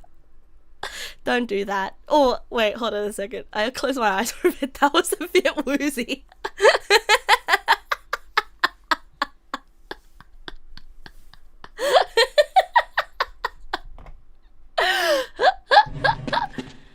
Yeah, so run and jump. Easy! Nice. Please proceed to the next area. You will now duck under the next set of obstacles.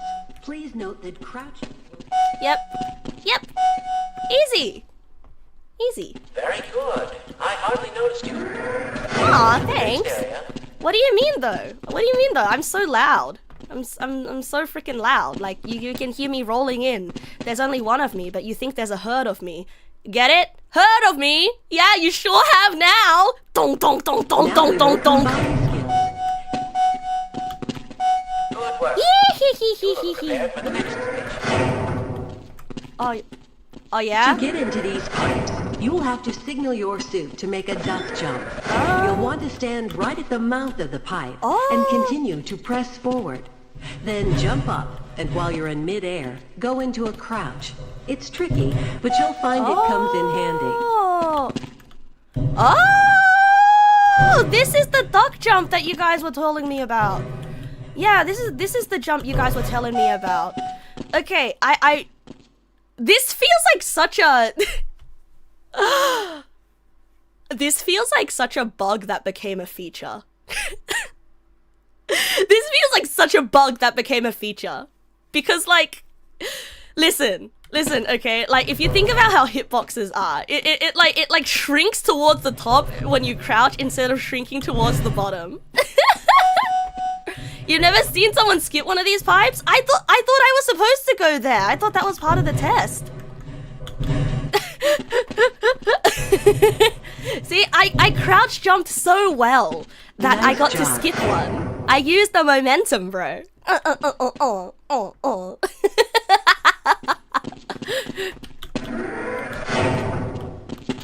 Yeah!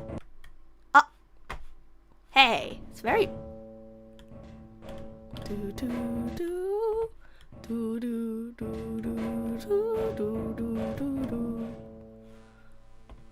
Hey, who's playing the guitar?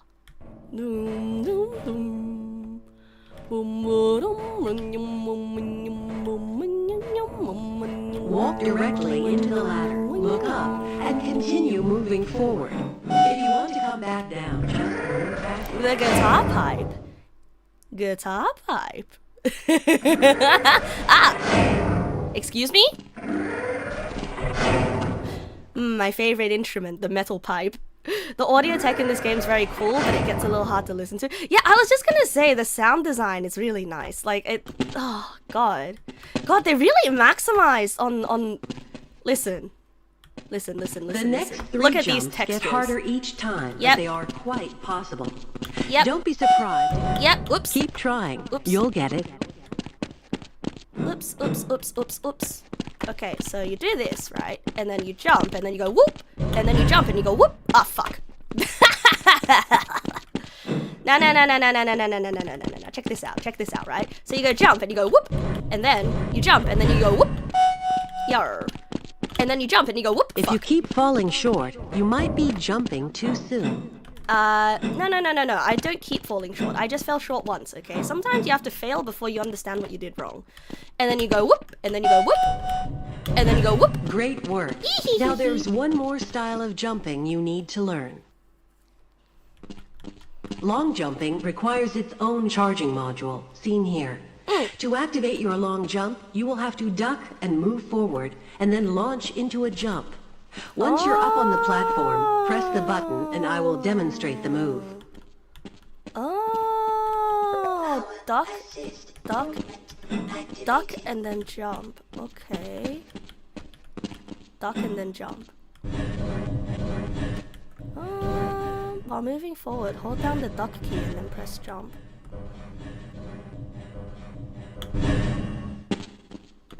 Hey! Hey! That was... What do you mean long jump module? What? What do you mean too slow? Oh, I have to run in. Nice job. Okay, I thought you just have to like. Okay. Like I'm actually impressed by like how not strict the timing is. I thought it was gonna be like really strict. I thought it was gonna go. Whoops.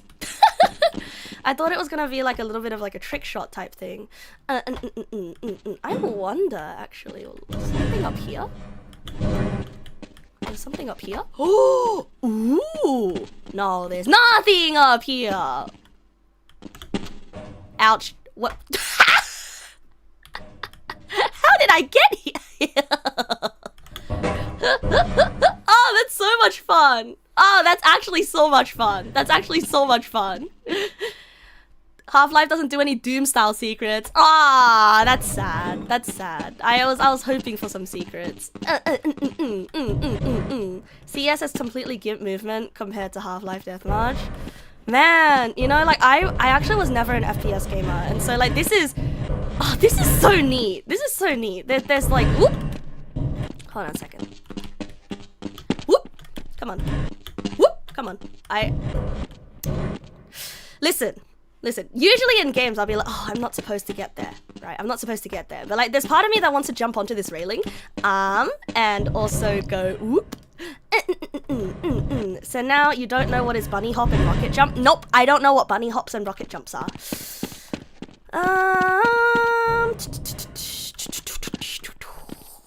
Yeah, I don't think I'm able to get up there. Not even with the crouch jump, am I?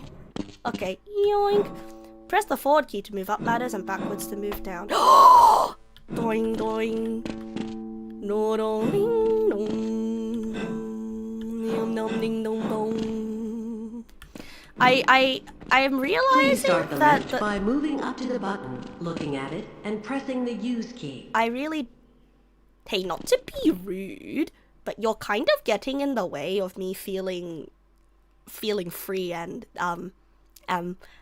whimsical. Could you like... Yeah. What I was gonna say was like it's so interesting because I think that the guitar noises are linked to this like red rust type material, and I just wonder how they did it. Like it. I mean, I don't wonder how they did it. I think it was very simple, but it's interesting to me. Walking on ladders is dependent to look direction. Echoey sound. Noing, noing, noing, noing, noing. Okay. Now that you're up here, there's only one way down. Find the target on the floor below and do your best to hit it. If you take any damage from the fall, we will administer medical care at the next station.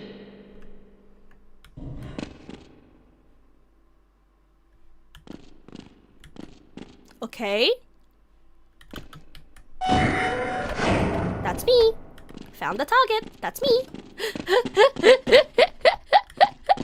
Like you can see the blood splats from like the people who came before me who just went straight for it. I know you can avoid it using the crates, but I'm like, I mean, it's so straightforward. Why don't we just go the way that it's right there? You know? But I guess like that's such a cool piece of world building as well, because like just by adding these blood splats, it's sort of like it really is adding to the world that like, oh, other people have come before you. But like the blood splats here are very it's very recent. Wait, wait, are those my blood splats actually?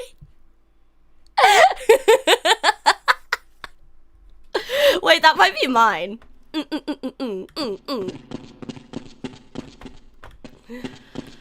Okay, they were before me. Wow, then that means they're fresh, because like blood usually dries into brown, and like judging by like the thickness of this, like it's it's flat, it's a texture. But like judging by the thickness that it looks like it's supposed to be, like it looks quite fresh, you know, quite thin. And so only like deep puddles of blood dry into like this deep, dry into color anyway. And so like the fact that it's not even like a rusted brown means that like they're really pumping out these soldiers, huh? Yeah, some guy just recently died there, you know? You had this friend who couldn't make a cake because the recipes didn't explain why she needed to use certain ingredients. Hey man, it's a video game. I get to do whatever I want. Hooray! Oop. Oop.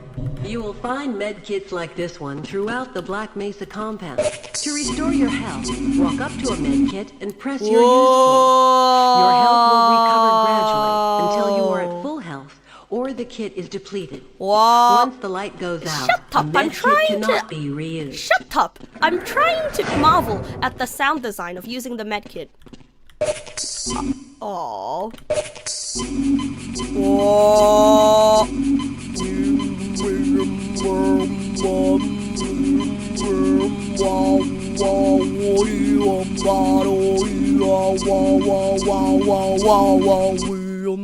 That's so cool! This sounds like people beatboxing! I bet, like, I bet this was beatboxing. I bet this was acapella beatbox. That's so freaking sick! Oh, that's so freaking sick, dude! Anyway, I know, she said they could be depleted. Yeah.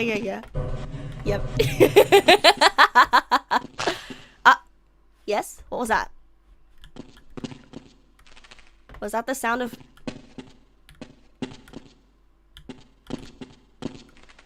Yeah, what was that? What was that? What the? There was a roach? I didn't see any roach. Hello? Hi? Hello, hi? Nothing here? I walked over... Where the hell are the... I didn't see any roaches. Huh? I'm fascinated. This is very immersive. This is very... I splattered one! But I don't see it. Have I ever told you guys whenever I... Oh, the yellow blood is from the roach! Oh, I thought that was always there. I thought that was always there.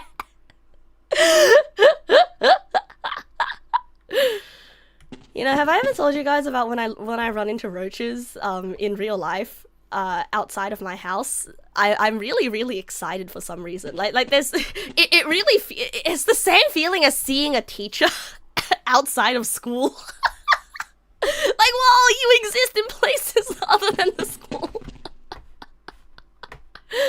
And so, like, did I have a pet roach? No, I don't have a pet roach. I don't like roaches in the house, but like roaches in the wild is like, you know, we're all creatures anyway. Like the roach in the wild is my peer, is just like me. To spin that bridge, walk up to the control wheel and press the use key. No, don't need it. Whoops! Needed it! Major pressure There was a fence! Automatic medical systems engaged. Morphine. I don't see the bars, but if there weren't bars, I would have made it. Wow, look at that light source. Wow, that's so jank. I love that so much. Like, this is like a... They shrink it as the camera moves towards it. That's so freaking jank. I love that. Oh man, particle emitters must have been really expensive, huh? I mean, they still are. The roach AI in this game is better than the AI enemy in a lot of modern shooters on easy mode. Damn, bro. Oh yeah, need to save. Save? Saving.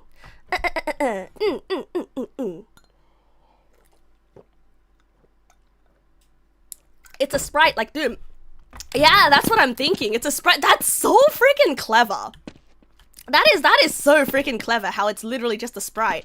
And like it's got like a render render mode on it. So like it's got add, right? So you guys know what add is?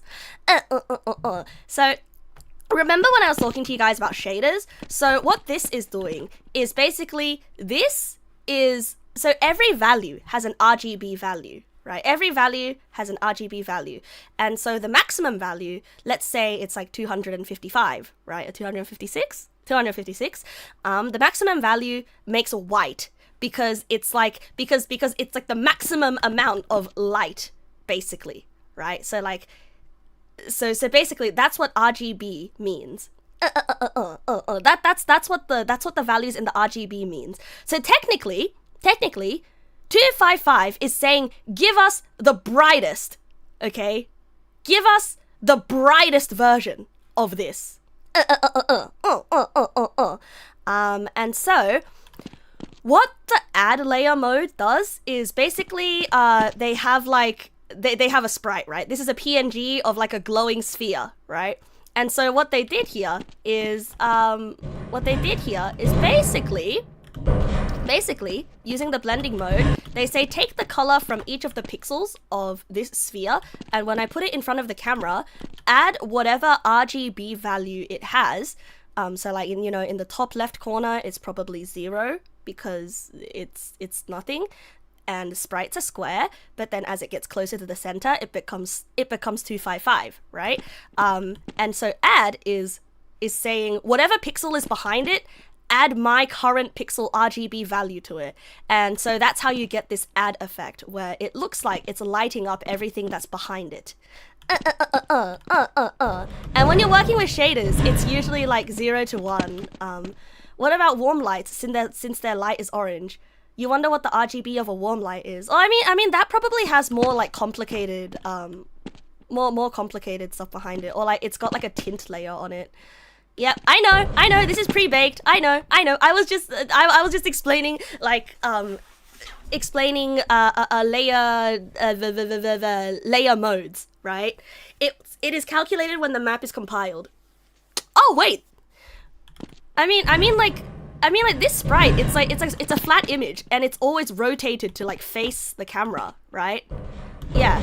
Like this flat image is rotated to always face the camera, and so if you think about it, this is a PNG basically. This is a PNG rotated always to face the camera, and it's just got like an add layer mode on it. That's so freaking clever. Oh yeah. And then when you move a certain distance away from it, it blurs out. Oh, that's so freaking clever. Oh, that's so clever. My soul left my body. My soul freaking left my body.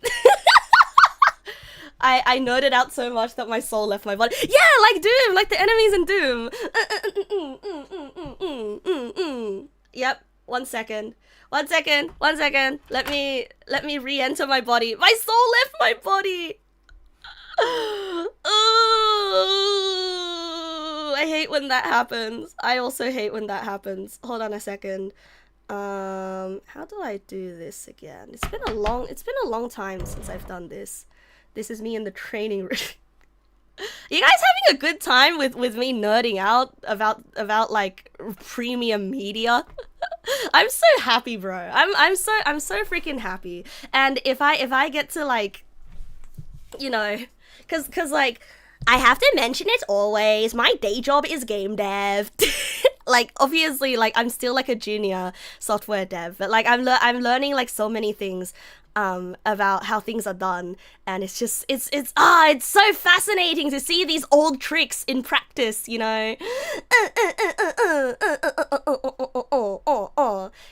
because like back in the day, like back then hardware was like so expensive, or like hardware nowadays, our hardware is outpacing the software, but back then, like it was the opposite, it was the opposite. Like the hardware could not keep up with like what we wanted to do with software. Yeah, 30 years ago. Isn't that insane? So they had to like come up with all these tricks, because theoretically, they wouldn't have had to do this, right, with the sprite. But that's what people mean by optimization.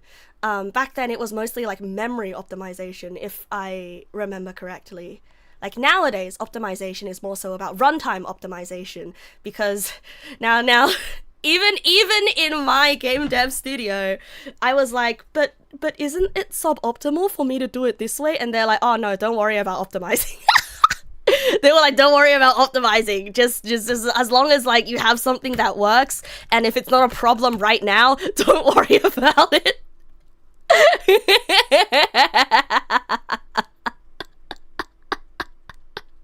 So like you can see how the philosophy, like, I mean, I only have my own as my own workplace as a reference, right? But like I feel like the philosophy back then definitely would have been different. Yes, they're basically expecting people to like be able to run whatever spaghetti code comes out of it. You were gonna do a talk on game dev optimization design and how it's a lost art. Pass optimization to the customer, just buy a better PC. Honestly, yeah. Honestly, that was the vibe I was getting. Retail Half-Life can be run completely in software without any GPU acceleration, so they had to do a lot of stuff to make it work. Yeah, that's insanely cool as well. So like, remember when I was talking about how shader stuff is done on the GPU? Well, technically, what you can do on the GPU, you can do on the CPU. And so like when it comes to image generation, how it calculates every single pixel on the screen at runtime, right? That's completely up to the GPU. What color it should be, and basically what it is. And the reason why some games are so GPU heavy is because they stack like many layers of logic through it, and it has to run through that many calculations all at once just to spit out a singular pixel. And the CPU is it handles stuff like what you see on Task Manager, right? Like that's your RAM basically. And so you wouldn't want your RAM to be running like a calculation for every single one of your pixels.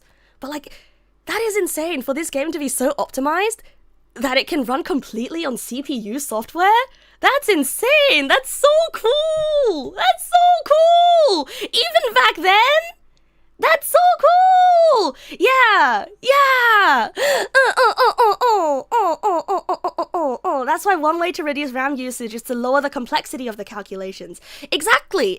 And that's why doing stuff like turning off shadows and everything like improves gameplay run, right? Because it's one less like mathematical calculation that the computer has to run, because it has to calculate, oh yeah, you know, the dev put a calculation here to say, make this pixel this color, right? Like what's happening is just that it's not that the pixel becomes the final color and that's what you tell it to be. First, it's like wearing many layers of makeup. It's like wearing many layers of makeup. It's like it at some point it becomes like, what's the point? You know, you're just like covering up the same pixel over and over again with many layers, right? And so the more layers you take off, the less strenuous it is on your CPU. And so in that analogy, or like on your GPU, if you're running it off your graphics card, and in that analogy, I guess it's like your poor skin is suffering and dying. Oh, we're not taking a break. I'm trying to turn my phone back on. I'm trying to figure out how to like connect my other phone to VBridger. But then I'm getting distracted by talking about computer graphics.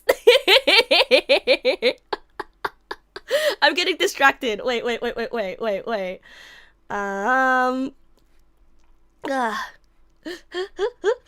Yeah, sorry. You're hearing my soul to body thoughts. Oh man, this computer graphic generation is like really interesting, you know? And I haven't even started talking about vertex shaders. Like, I've just been talking about UV shaders, which is UV is like, you know, XY on a graph, except when it comes to textures and sort of your computer screen, right? For some reason, instead of XY, they call it UV. And so that's what they mean when they say UV shader. UV is literally just screen size. XY, UV. It's because they're different coordinates. Yeah, that's true. That's true. It's different coordinate spaces. How much physics did I have in school? I didn't do very well in physics class. I didn't do very well in physics class. Like, I bare minimum did through physics in uni.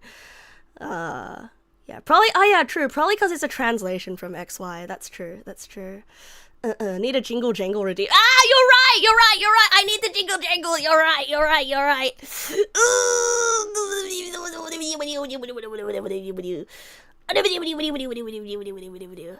I just love, you know, explaining how these things work. And it's not because I'm trying to, you know, tomboy-splain to you, or like mansplain to you, or like, you know, I'm not assuming I know any more than you do, but also it's also just me being like really like, whoa, this is so cool. And if there's, you know, anyone that gets lost in the conversation, I just want to be able to make sure that, you know, they can follow along. Wait,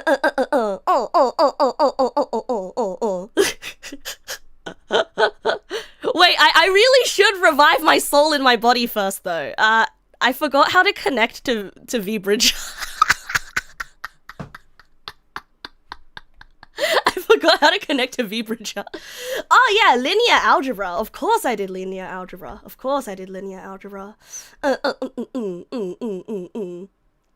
Yeah, my soul's really loving the shaders. Hold on a second.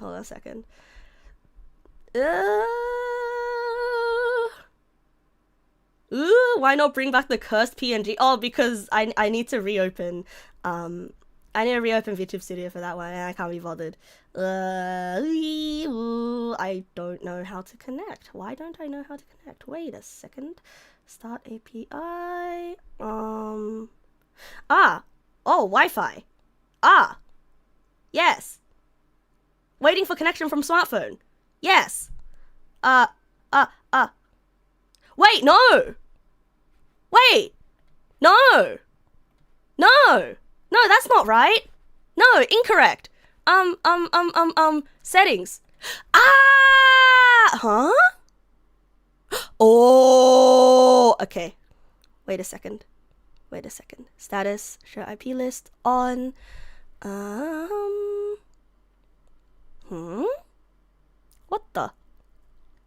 What did the find server? You know, I think I should just Google this one.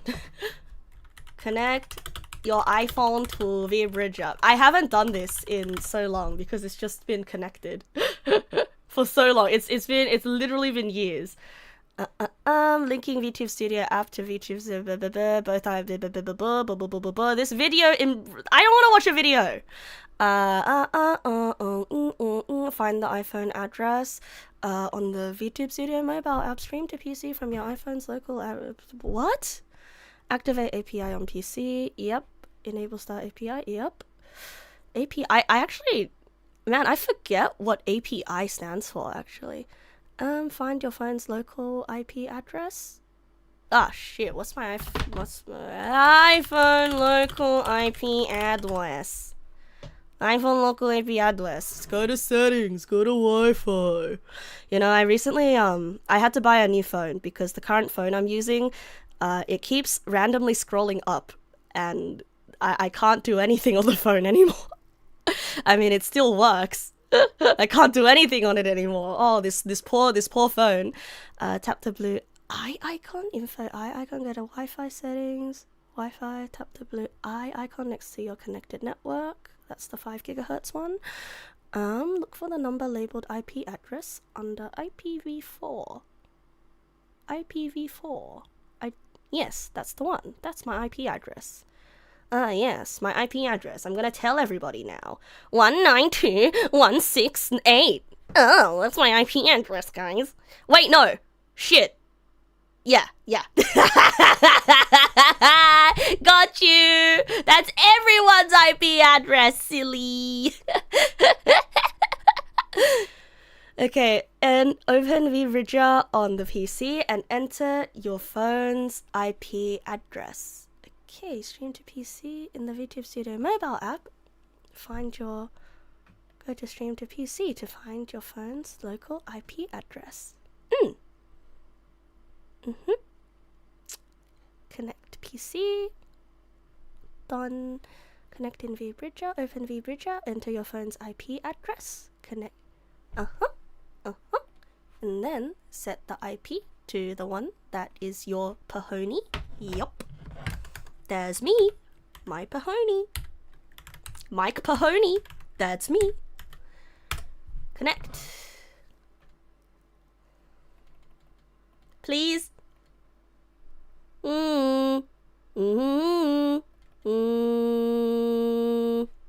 Wah.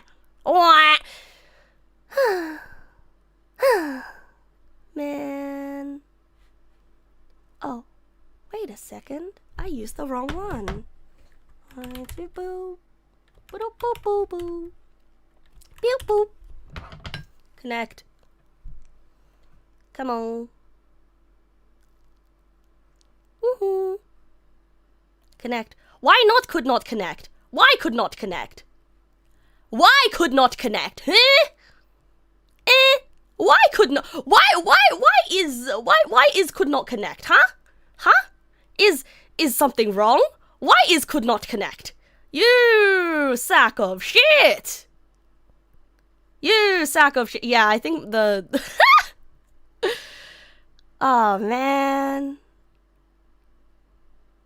Oh man, I think phone's broken. Oh man. Oh man, I'm doing the thing, but like I think my soul's left my body, bros. I think my soul's permanently left my body, bros. That is why not connect. You're gonna have to stare. Yeah, I'm gonna have to stare at you. Oh wait! What?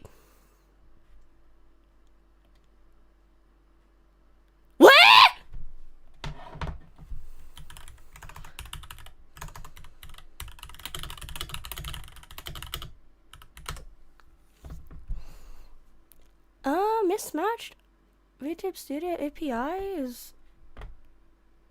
Oh, I'm stupid. That's why.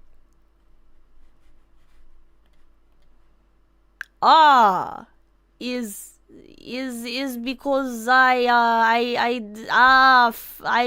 pressed the toggle that says no connect. What? Never mind. I toggled it. Okay, the status says connecting. But then it says could not connect, which means something is blocking it. Huh. That's huh. What have I done? Maybe I start again from the start. Maybe what changed to disconnected from the yeah. Like I think maybe my phone is actually failing me now, right? I think my phone is actually failing me now. Sorry, bros. Like I'm interrupting the Half-Life gameplay with trying to reconnect my body to my soul to my body. Hold on a second. I think I may have to. Okay. Connect iPhone to VBridger. Let's try again, shall we?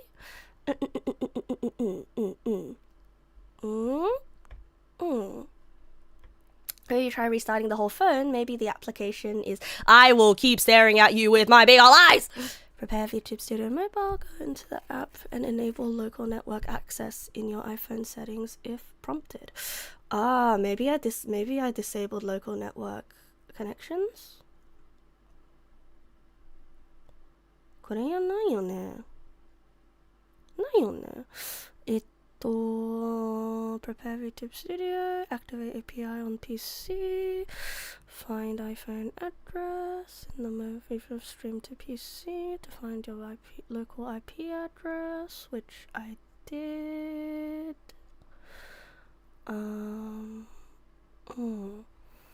Connect in VBridger.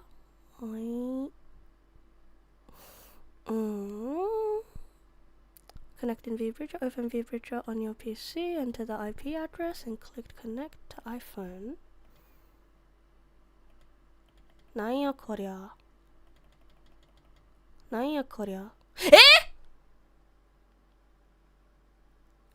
I'm back. What the? What the? What the? What the? What the? What the? What the? Hi, well, okay. Okay. Now that it's in my hands. It's in my hands. Ooh, it's in my hands, bros. It's in my hands. Hold on. I need to set it back up to the top. Sorry, bros. That was a little bit of a detour from our regularly scheduled nerding out about old video games. Woo! But it should be fine now. Let me just check to see if it's properly plugged in, because okay, it's probably plugged in. Okay, it works. Now let me just thunk. I know. Not having a body and having to astral project is it should be fine. Like, there are streamers who don't have a body. You know, there are many streamers out there who just straight up don't have a body, and what the fuck? What the?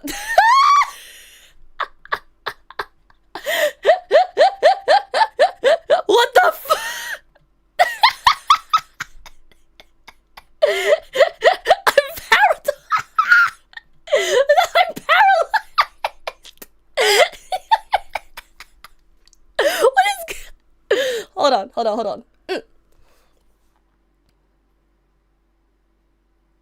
Okay. This is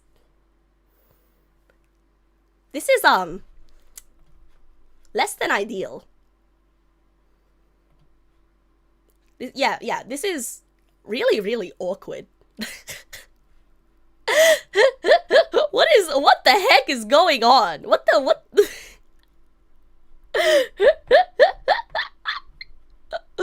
Wait a minute. Wait a minute.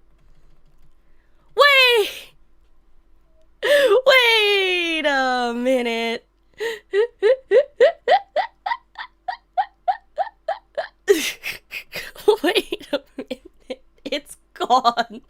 It's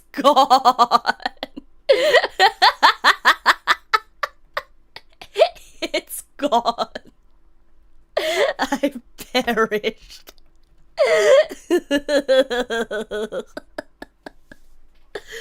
Okay, bros. Give me 1 second, okay? I will have to. Okay, I will try one more thing. If it doesn't work, then we're gonna go PNG mode today, okay? But allow me to try one more, because I want to show my expressions. I want to show my expression, you know? I want to show.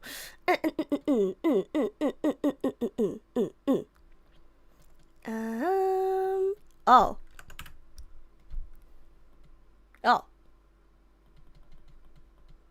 What? Hello. Hi. Oh, hello. My name is Markiplier. Hello, everybody. My name is Markiplier. Okay, it's just not working.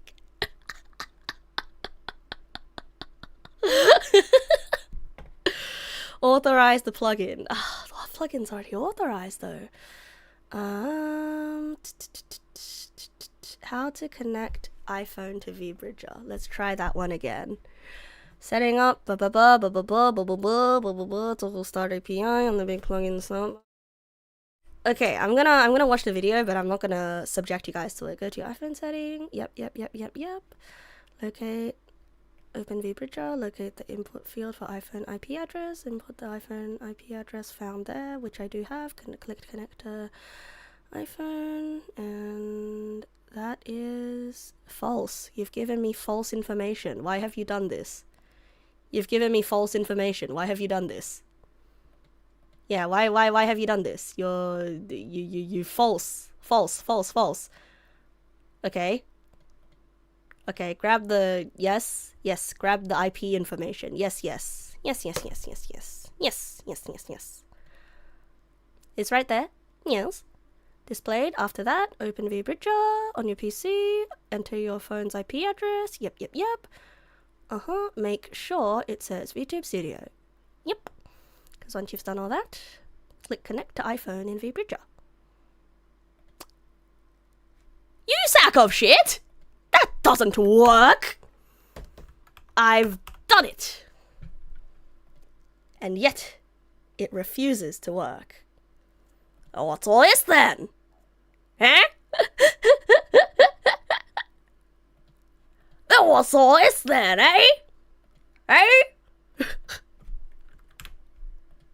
I'm attempting to connect to you, and you are being a sack of shit. Please respond. I gave you my IP address. Please respond. Please respond. I gave you my IP address. I showed you my IP address. Please respond. Please.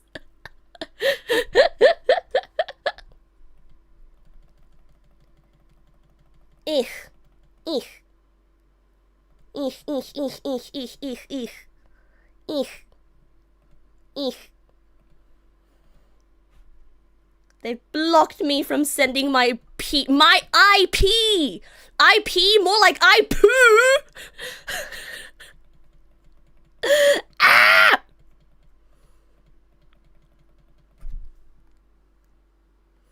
IP? Yeah, of course I do. How do you think I empty out the pee-pee poo fart, huh? Oh, it was so easy, bros. It was so easy. Wait, IP address is 160. Wow. Maybe I need to try 160. Has anyone got the dad button? No one's ever gotten the one. No one's ever gotten the dad button yet. If the activation has locked up, it might have been bound to the port on the phone and not released it. Rebooting the phone would fix that. But it did connect for like a second, which is... Eh? Wait! Wait, it's normal! It's normal! It's normal! It's normal! It's normal! It's normal! It's normal! It's normal, bros! Wait! I got it! Yo! Yippee! Yowie! Yippee! Yippee! Yippee! Oh, I'm sorry that you guys had to see me like that. That was very embarrassing. Hold on a second. I gotta recalibrate. Okay, I'm back, and I'm normal. No, I'm not, apparently. I'm not normal, apparently.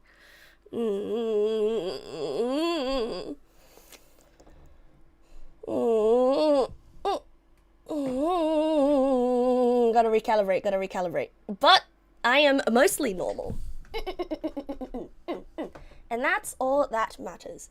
Sorry that you had to hear me say all that, and be your pee-pee poo fart about it. It was a little bit embarrassing. As you said earlier, you got interrupted by Soul Connect Journey. They do insane stuff in the game. You say something relating to enemy AI that I would never guess if I ever interacted with the mechanic. Yeah, sure, go for it. Yeah, sure, go for it. You've been meaning to ask, what's the B/13 symbol? Oh, that's my alto clef. That's my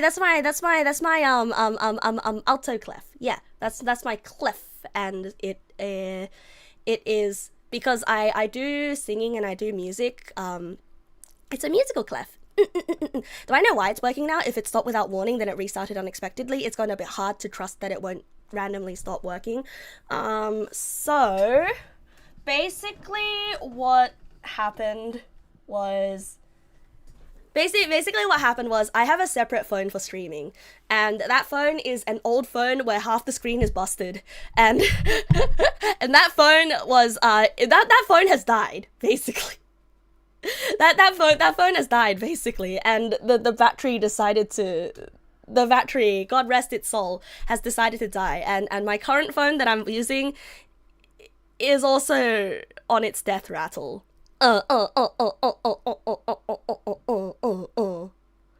Yeah, that phone is also on its death rattle, so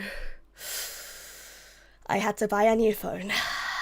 And I know it sounds like, oh wow, Neg Nass, you're so rich, you have 2 phones. No, it's because they're both shitty phones. It's because they're both like secondhand phones that I inherited from my mom, and also I inherited it from my friend's dad that I bought the phone off. And none of that should be causing networking issues though. Oh no, the first one like just straight up died. The first one straight up died, so then I had to use like my current phone. Yeah, the first one just straight up died. So let's turn on streaming mode. Yes. When connecting, it should automatically adjust the phone's brightness. And let's go. Streaming mode is now on. Okay, let us continue. Sorry about the little interlude there, bros. Let us continue. Okay, so anyway, I said my piece about shaders, right? I said my piece about this like really beautiful sprite here. I said my piece about the sprite, and so we don't need to go there again. But it's absolutely, it's amazing how they did optimization in these games back then, huh? Man, like, listen, okay, just because I'm a game dev doesn't mean I'm smart. Just because I'm a programmer doesn't mean I'm smart. I think programming itself as a discipline has become very watered down, because it's very accessible now. It's very accessible now because there are packages and you don't have to worry about optimization, right? You don't have to worry about optimization very clearly. And so right now it's sort of like write software that works. Like obviously there's a difference, like obviously a lot of people are good at their jobs, and oh yeah, that's right, I came back up because I fell down. Hey, I wonder, hold on a second, I wonder if like, because oops, don't worry about it, don't worry, I'm okay. Ooh!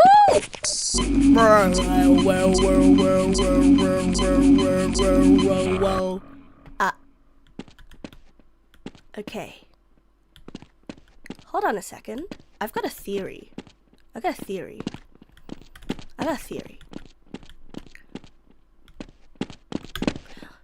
Oh yeah!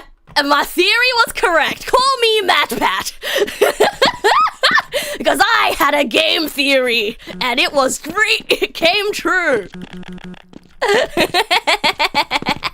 Fantastic. I don't need to press your button.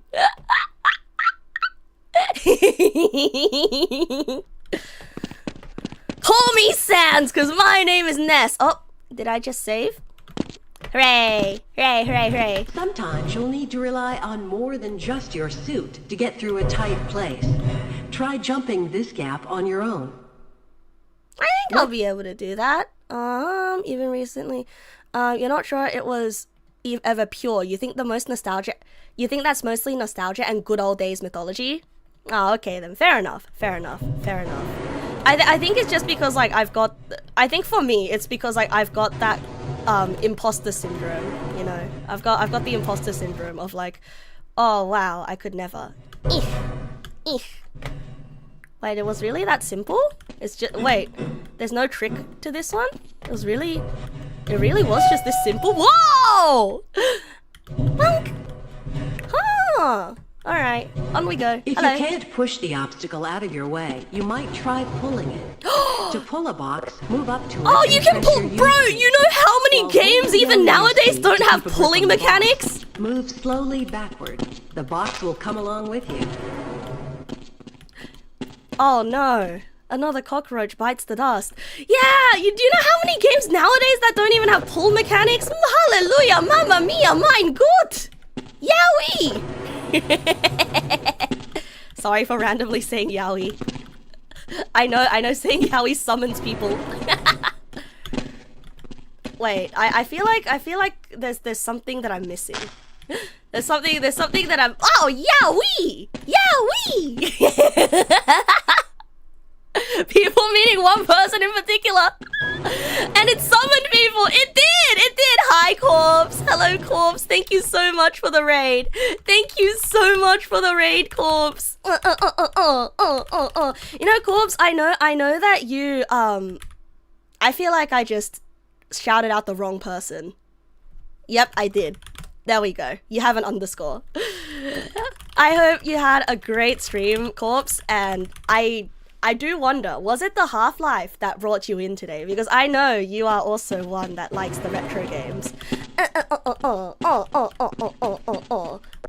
know that you are also the one that likes the retro games. And this is my first time playing Half-Life, and I'm having such a fun time with it because, I don't know if you know this, Corpse, but I am a baby game dev. As in, I have a full-time job, and my full-time job is working at a game dev studio. And so I've recently had to learn a lot of stuff about, you know, historical game optimization stuff and shaders and whatnot. And I'm just sort of like nerding out by how efficient this game feels. You know, like wow, 1998. Oh, you're so kind. Unlimited amounts of charisma. Damn, you're good. Damn, you're good. You're gassing me up. Goodbye. Goodbye. Half-Life is the fate, the personalities. Oh, thank you. My unlimited amounts of autism. Powered by endless ADHD. That means I can't shut up. Oh wow! Look at that! Look at that! Look at the way that these boxes slide against each other. Wow!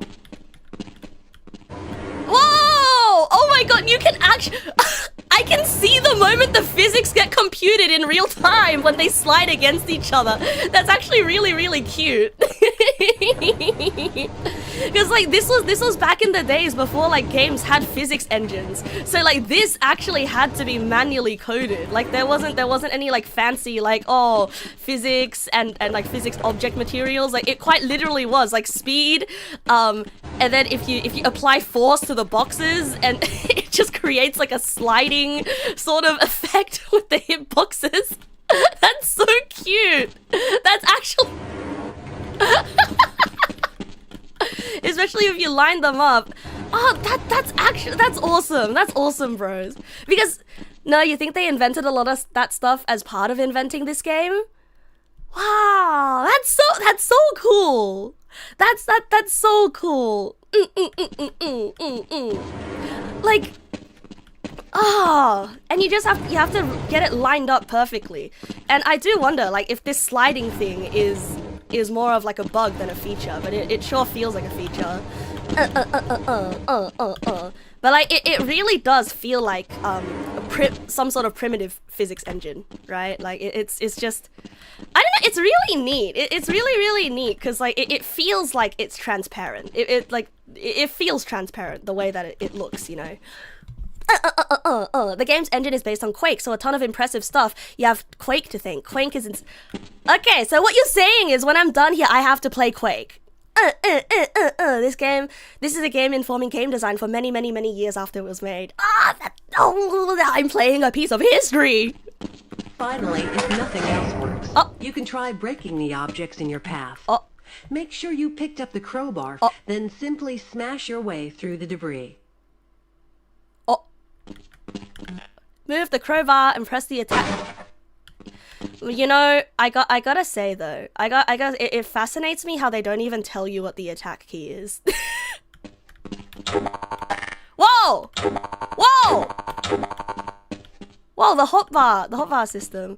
Yeah, you heard about all the visual design from Sinu, and now you're hearing about the mechanics. Like, I'm sure Sinu knows more about the visual design than I know about the mechanics, because once again, I am very like baby, and a lot of stuff is like stuff I learned recently as part of like a big sort of research dump on learning about the industry after I got the job.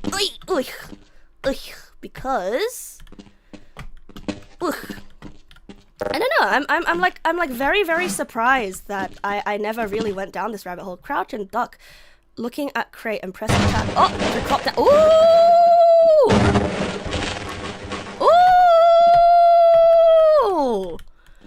like when I see that, right?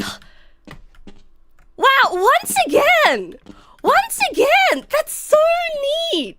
Because like you see a lot of modern games, like like in my recent memory, like a lot of modern games, you have like you hit the crate, right, and the whole crate freaking explodes into the particles. But like it's interesting to see how this crate has like an upper hitbox. Like it feels like each sort of section of the crate has its own hitbox.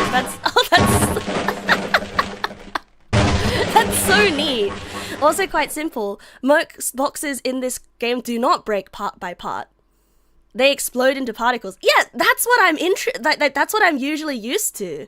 It's just to show off. I could turn the hotbar off and switch to quick weapon switching.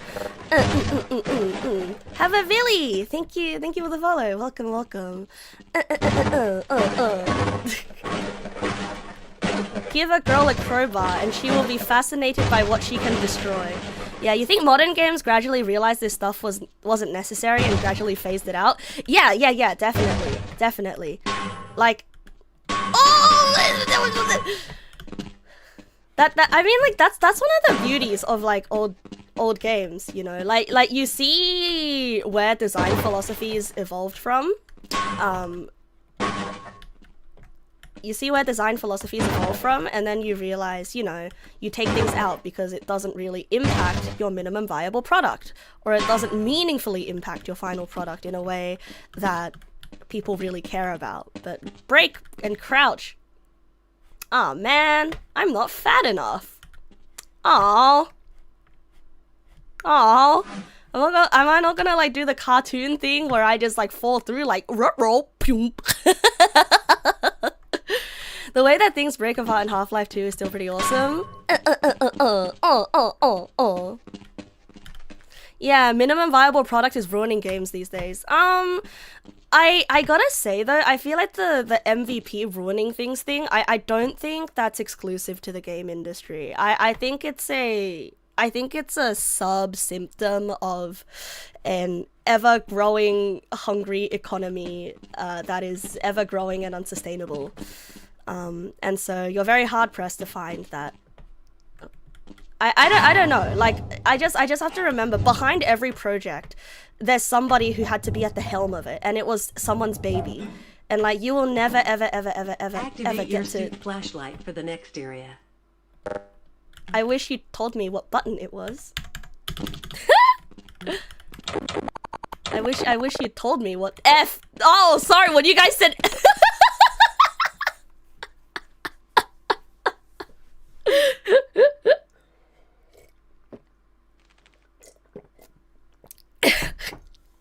Crazy how when there's F's in chat, they truly just mean F this time. Yeah, like I was saying though, every game, no matter how shitty it was,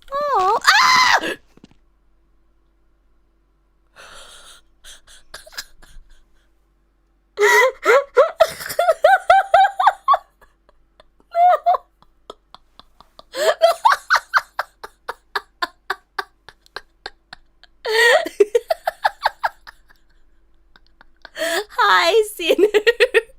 Hi, Sinu. Hello. Hi. I'm so fucking sad. I just stepped on a roach.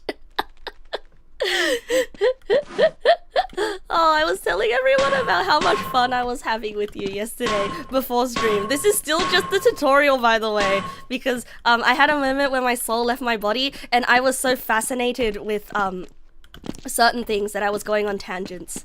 And so, like, you see, this is just a texture. Yeah, this is just high contrast texture. This is just a PNG. I don't know, I was looking at it, I was like, ooh, shiny, but then no, that's just a PNG. And then it's like a very well-placed, like, pre-baked lighting there. It's an emissive, wait, it's emissive? Ooh! You guys want to know how emissive textures work? You guys want to know how emissive textures work, bros? Yeah, so emissive textures. So remember the thing I said earlier about how RGB values Yeah, emissive textures, of course, do not emit light. However, remember the thing I said earlier about how add values in your overlay layers or in your layer mode layers add the RGB value, and it's sort of like a 1-to-1 based on where it is. Based on where it is on the screen, right? Now, emissive textures, what it does is it takes the texture and it fucking stretches it. So this is where like I'm a little bit hazy, because this is where like vertex, this is where 3D objects get involved. Like I haven't really gotten that far yet, but it basically, there is a calculation from where this texture currently is, and it takes the brightest spot of that texture, or rather it basically like just takes the colors of the texture, right? And you tell it how far away any other surfaces are, and it really helps, because like these other surfaces around it, they are all flat, so they don't have to do any like weird curve calculations, right? They don't have to do any weird curve calculations. And you notice it's a 3D shape, but each side of the 3D shape has a PNG on it, and that is a texture. And so what you can do is you take this texture, and then you use the information in this texture to inform the flat surface around, and you do the same calculation as before. You add the value, except like you do a stretch on this texture. And that is as much as I understand. That is as much as I understand about emissive textures. Like it's a little bit more, it's like a tiny bit more computationally expensive. But like that's mostly it. I gotta look more into that. See? Like, this emissive texture is blue, right? And so if you're adding the same blue RGB values around, it makes your area blue. And this one is yellow. So it makes the area more yellow because it's adding its own values. Because remember, RGB is like every pixel on your screen is some form of RGB. Is all RGB. RGB is truly the essence of gamer. Anyway, on we go. Also, if I say anything wrong, please let me know. If I say anything, I probably said like something very incorrect. If someone knows textures a bit more than me. An emissive texture is one that ignores light values and renders with a provided value. I could have just said that! Yeah, it basically is like taking the texture and looking at like the walls in its area and being like, stretch the texture, blur it, and then put a layer rendering mode on it. Yeah, that's basically it.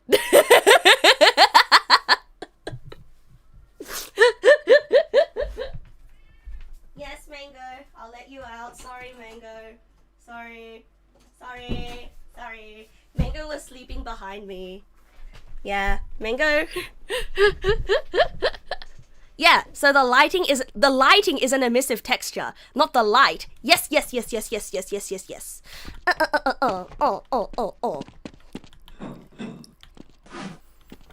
it's more like the texture is selected as like a quote-unquote fake light source. Did you know most of Half-Life textures are baked? Yes. I know that they are baked. I'm actually not too sure what baking means, but they did say that it was pre-baked, and so I do know that it means that it's not generated at runtime. So like, there's not actually like a quote-unquote lighting engine. It sort of like becomes constant and static, right? Baked is when the light is in the actual PNG texture PNG. Yeah. Baking is pre-calculating the light rays as textures and wrapping it around the geometry, and not a light in the scene. Yeah. That's what I suspected. That is what I suspected. Hello. Hi.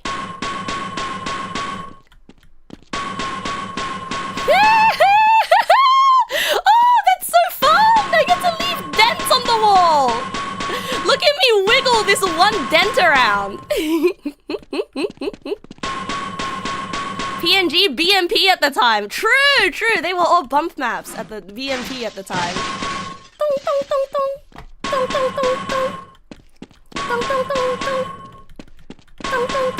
That is so cool. That is so cool. All the PNGs are pre-baked? Wow, so that's how they like avoid the runtime issues, huh? Ah, you see, like pre-baking, I believe, like, at what point does it pre-bake though? Like, is it during loading screens? Because I know that I know that does happen, which means it must be creating a bunch of temporary files somewhere. You gotta get to sleep earlier. You brought new glasses today. The lens are giving you a migraine. Ah, okay. Good night. Have a good night sleep, Morakune. It's downloaded with the game. Oh, none of the files are generated during runtime. Oh, so there's just like infinite PNGs that have. Wow, that sounds expensive. That sounds expensive. That like all of these singular PNGs exist. Like, yeah, that sounds expensive. Like, not computationally expensive, but like expensive in assets. I guess like that's always the trade-off you have to make when deving a game, right? Like, it's a trade-off between how many resources you want in the game versus like how much calculation you want it to do in runtime. The map file has a texture file attached to it. It's compressed. Oh, the textures and the light map are separate, but yes, high quality light map textures do take lots of size. Oh, yeah, true. I forgot how low res this is. Oh, you're right. I forgot about how low res this is. You're right. Sorry. I was my bad for applying 2026 notions to a 1998 game. How do I get in there?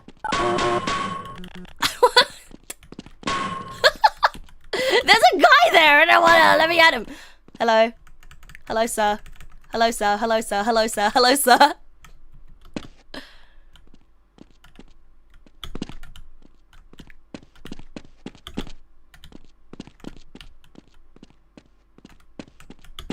It's a control room. Oh yeah, why don't you control these nuts? Ooh,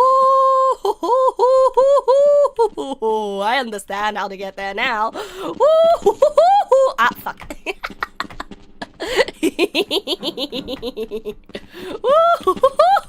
I'm coming.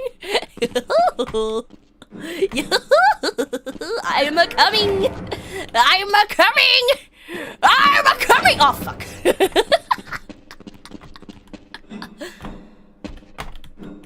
I'll get there. I'll arrive sometime. Fuck. No, I don't want to leave him alone. I want to say hi. He's standing there menacingly. Oh, there's an invisible wall. Baked light mats are the cheapest way to do lighting if you can afford the storage requirements. Okay. I'm sorry, it fascinates me how you keep asking me to leave the man alone. Where did he go? Oh, there he is. Sorry.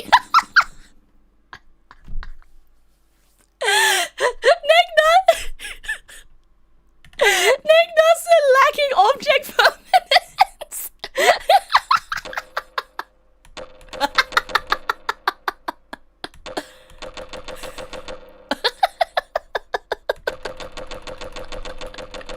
Hey, I'm flashing at you. What are you gonna do about it?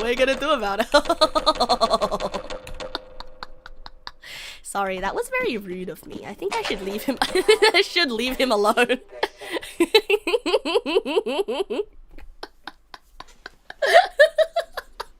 A lot of old games used an interesting trick called paleted textures to save memory. Paleted textures used only 256 colors, but had individual palettes of colors. Ah! Wait. So, I wonder, would it, by paleted, wait a second. So you see this flashlight here, right?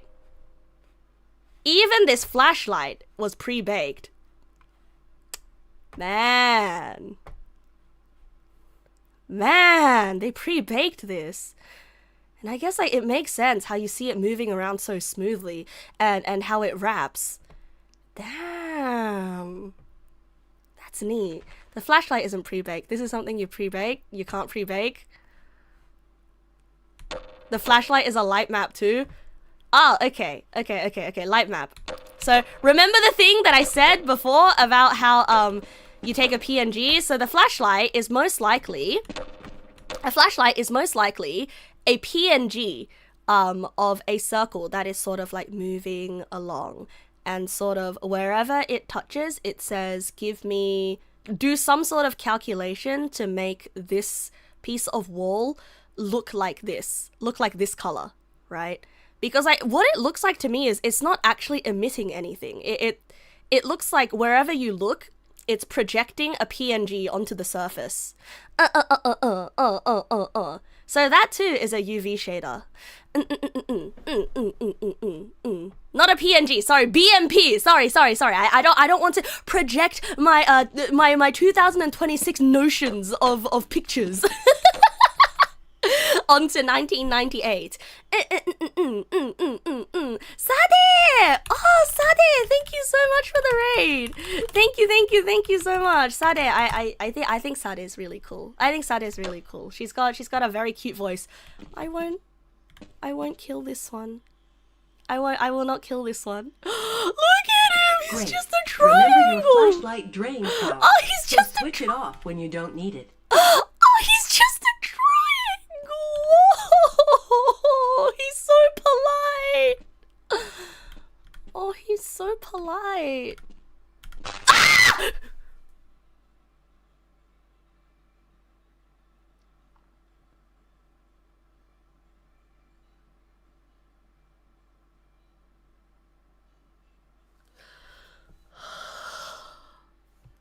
No, but he was right there. But he was right there. But he was right there. He was right there. He was right there. I didn't see my feet. I was just getting closer. I was just trying to get closer to get a better look at him. It wasn't me. It was my hitbox. It wasn't me. It was my hitbox. I didn't know my hitbox was so massive. Thank you for the follow, Master Abaddon and Neko for you. Roaches are a vital part of the environment. It was so cute. I really liked how his little tentacle was wiggling. His little antennae. Yeah, the hitbox is a lot bigger than you thought. It's just so sad, bro. And I thought you said the roaches would run from you. I thought you said roaches run away from you. But no, the roaches don't run away from you. Okay, so these lighting textures are pre-baked. Ah, I see. Wait, that's interesting. That's actually really interesting. So like, you know how I mentioned before that like the ad not exercise, but like the add function. Yeah, let's call it the function, right? Like how you add RGB values is that you take the RGB value of the PNG you want to add from, and then you add it on top of each pixel, right? However, the light map here, right? You notice how where it's dark, the light is stronger. But then, as you move closer to somewhere that's more well lit, you can't really tell a difference, right? You can't really tell a difference.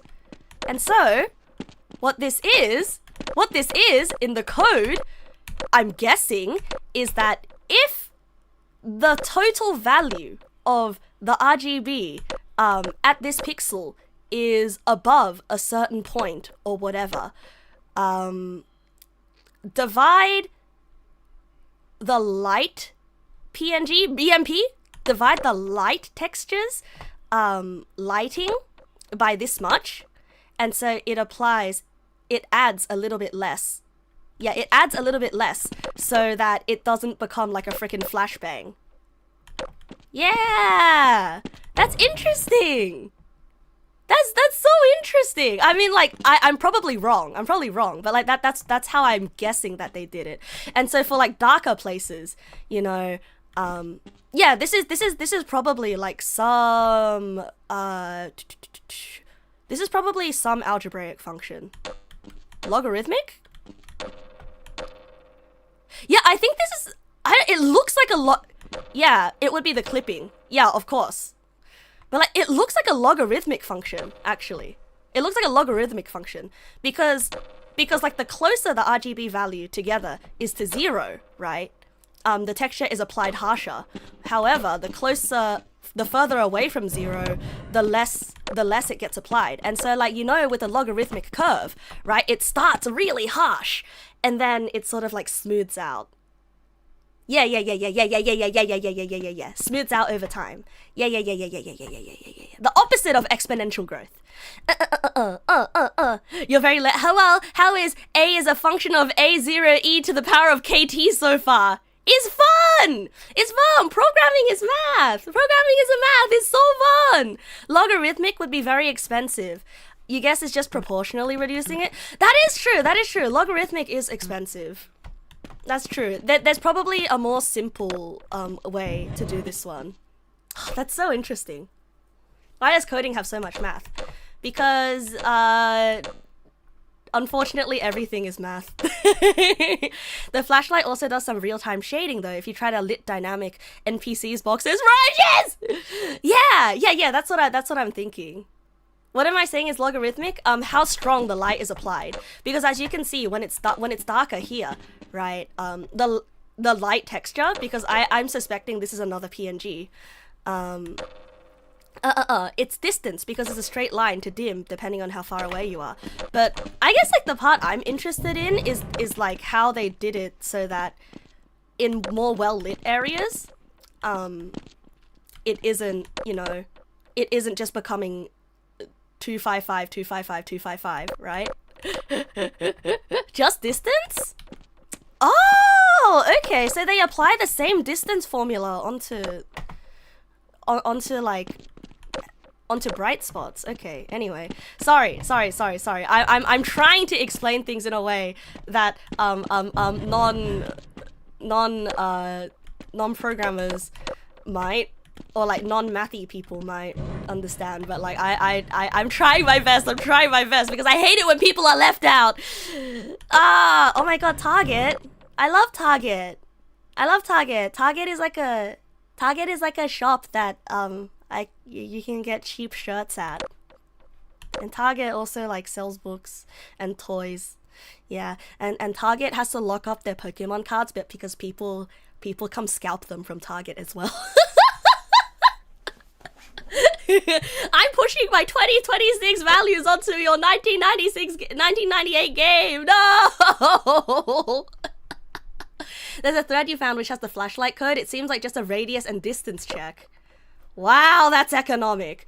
Wow, that's so economic. I want to go through the code base of this game. Wait, seriously, is the source code of this game out there? Is the source code, like for a game like this, the source code of this game has to be out there, right? Or like someone's... Oh man, I wanna go through this. I wanna go through the source code of this game. You told me it's just a ball of light that I spawn at a crosshair. Huh. Someone leaked it? I suppose. The SDK is on GitHub, published by Valve. You don't know where the whole source is, but probably. Welcome to the Black Mesa Hello. target range, Hello. where you will receive training in Hello. firing a weapon, Hello. reloading, Hello. and firing Hello. the attached Hello. grenade launcher. Hello. Please pick up your weapon and advance to the firing station. Hello. Oh shit, I was too busy saying hello, I didn't hear what she said.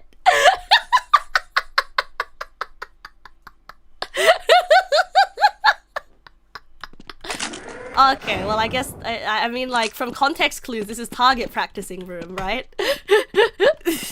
Ammo. Oh! How did I bring out my crowbar again? What the? What happened to my gun? What happened? Please listen to women when they're speaking. No!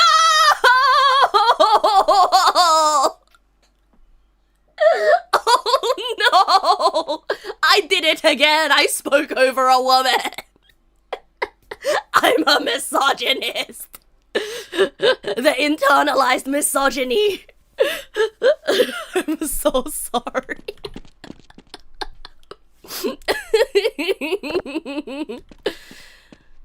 To confirm my object when I'm scrolling the— oh, there it is, there it is, there it is, there it is. There it is.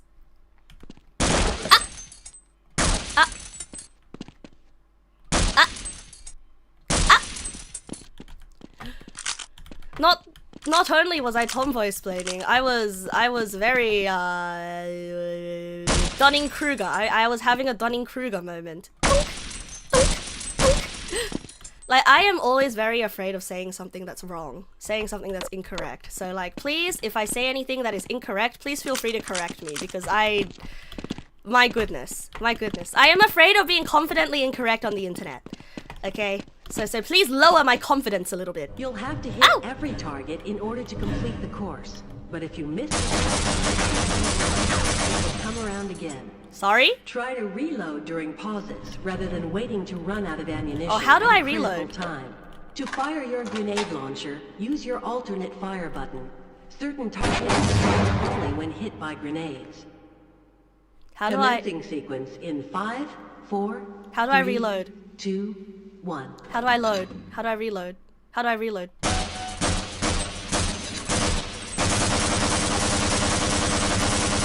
How do I reload? Oh, I press R. I killed you. I killed you. You dead. Hooray!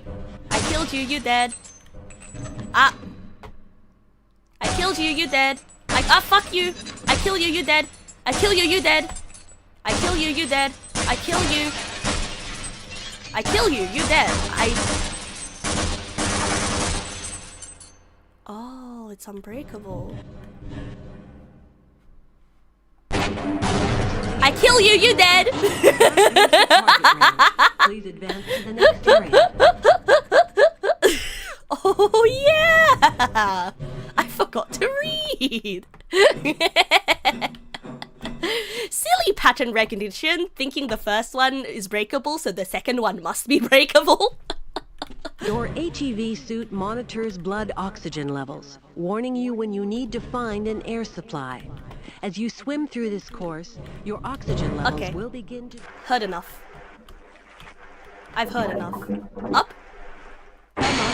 catch your breath. You will see the blood oxygen indicator on your suit's heads-up display returning to its previous level. Yep. You are free to swim on to the end of the course. Yep. Oh, it's you! PNG light! Oh, PNG light! So like this is, I bet, this is the same PNG light as like my light, right? No, it's a little bit different actually. It's got these like little radial things, these little light bulb thingies. Yeah! Oh my god, PNG light! You're also rendered at a distance too!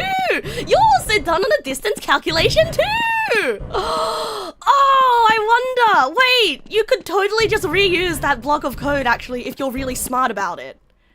Oh, you actually could reuse that block of code if you're smart about it. That's neat. Anyway, HP. Yes. Harry Potter.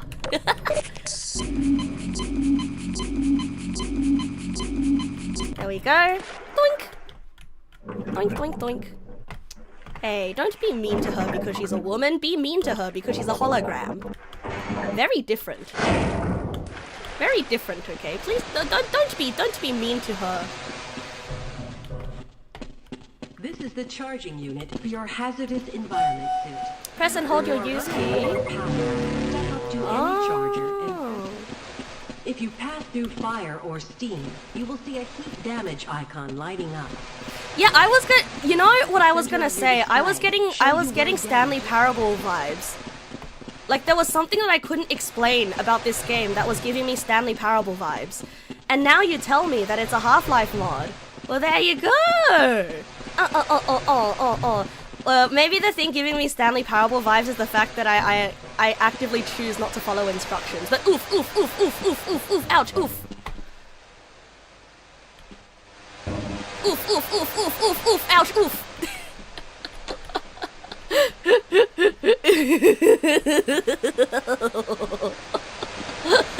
Oof, ouch, oof.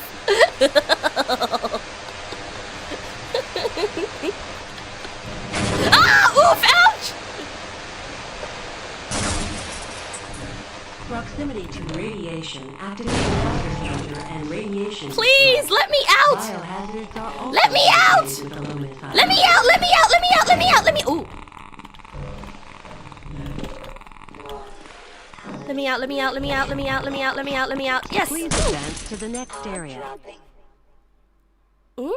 Like movie tropes. Oh, I right-clicked and exploded my... See, like, oh my god, I have a good HP. Hello. Please advance to the next area.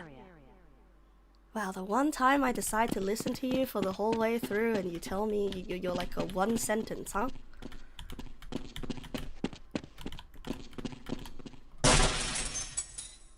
I'm American! I don't understand! I press buttons with my gun! I don't understand! Oh wow! Oh wow! It's John!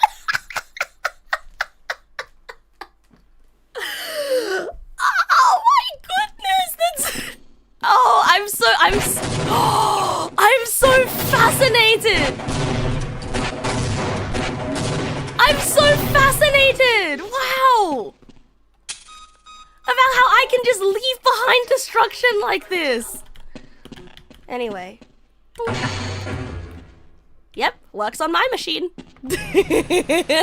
What in God's tarnation is a kilometer?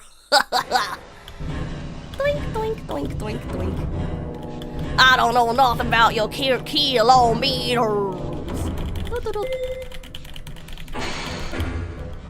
Lead a security guard into the next room. He will let you pass into the transit system. You must approach a guard and press your use key. He will follow you until you face him and press the use key again.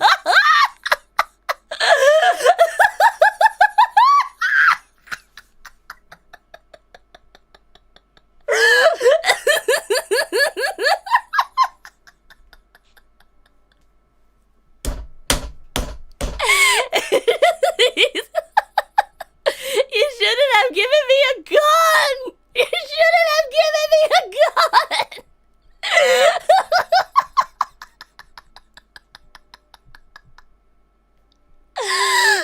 That's like the main way that you interact in a video game!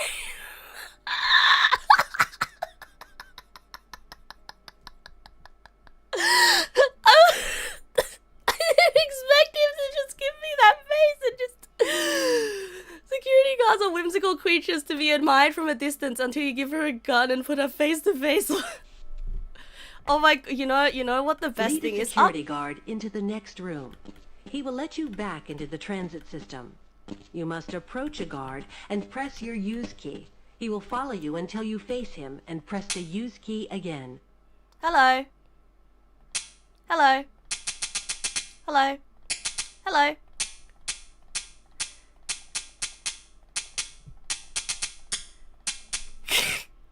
I'm trying to read your name tag. Ah. Ooh. Oh. Hey!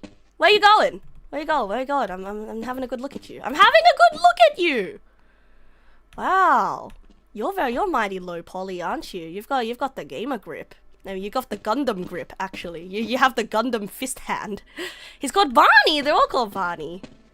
Oh, you've got that Gundam fist hand, don't you? I'm trying to get a good look at him. I'm trying to get a good... Oh my god, he's doing the thing. He's doing the classic thing of walking backwards. Oh, I am so enamored. Oh, I love you, Barney. I love you, Barney. What's this? Fire extinguisher. Oh, I wish I could take the fire extinguisher.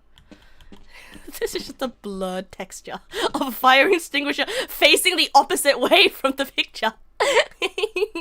You know, it actually is fascinating how you manage to get like the lowest possible resolution texture here, and yet you still have it legible.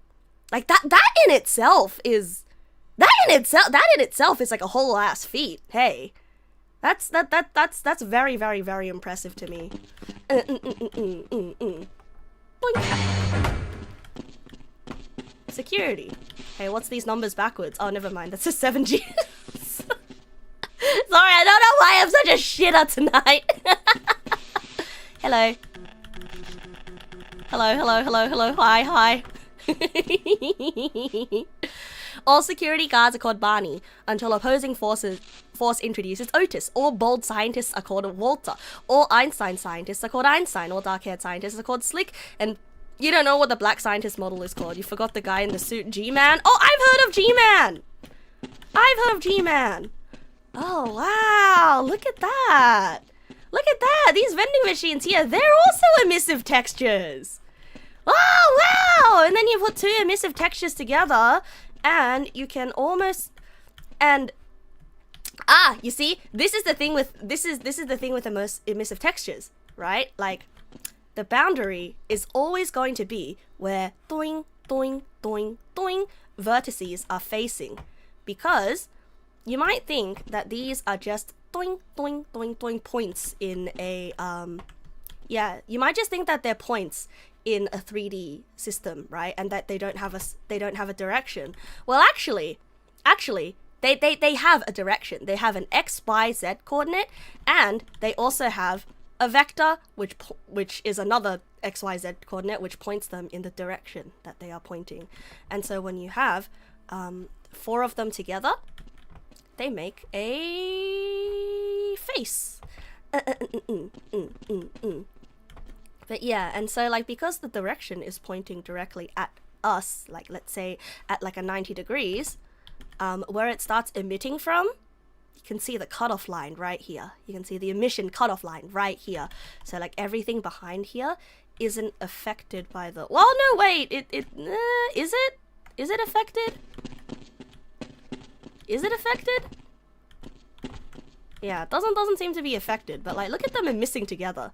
Like, I guess like it is like this might be here where like it's trying to stack 2 together and it like creates like an unnatural line. Anyway, you want anything? Oh, it works! I didn't expect that to work. Oh!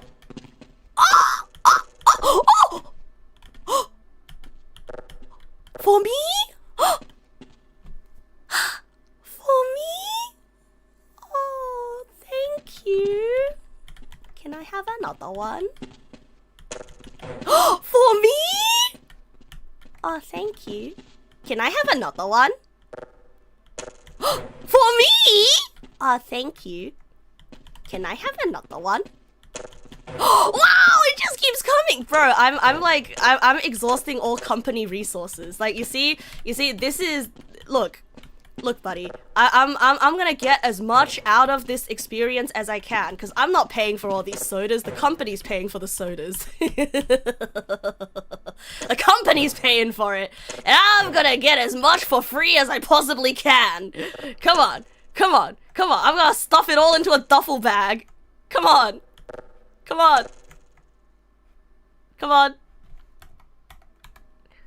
All right. Open up! Ah!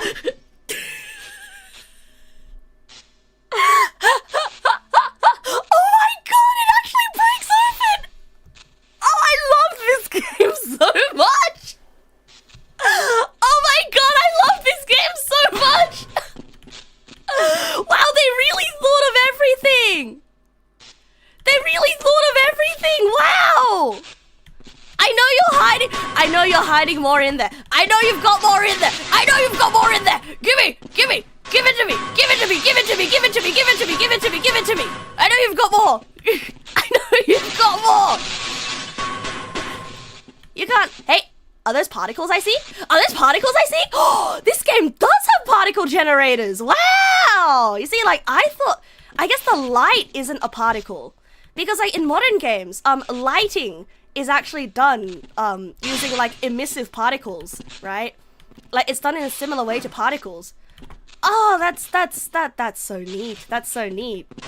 The machine has a variable that says how many cans are left, and if there are any, they explode out when you break the machine. Stop hitting it. I thought. Ah, okay. Anyway, this game was a glorified tech demo, but it was a really fucking good tech demo. I know, right? It's so good. It's so freaking good. Enjoy. Thanks. Donk. Thank you. I mean, like, lighting is like, emissive lighting are particles, basically. Oops. Something happened to my computer. One of my monitors just went dark. Don't worry about it. Tech is so cool. You didn't even know that you could destroy the vending machine. For me? Aw, thanks. For me? Aw, thanks. Hey. For me? Aw, thanks.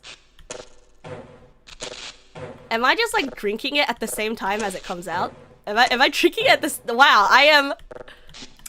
Do not mess with me. I am made of 1% water, 99% Dr. Pepper.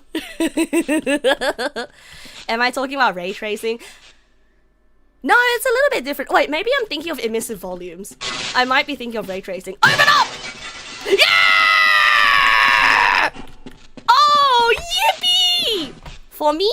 All of them for me? Wait, I can't drink them all. Wait, I can't drink them. Wait, why can't I drink them? Why can't I thought you said they all come exploding out and I can drink them. I can't drink them?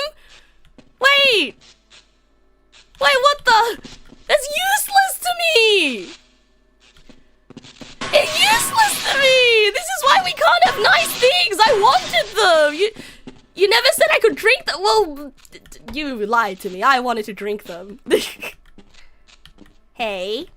Hi, hello. You just gonna watch that happen, didn't you? They don't pay you enough to be here, do they? Oh, you really don't want to look me in the eye, huh? Don't be a coward. Don't be a coward. Don't be a coward. Don't be a coward. Look me in the eye. Don't be a coward. Look me in the eye. Look me in the eye.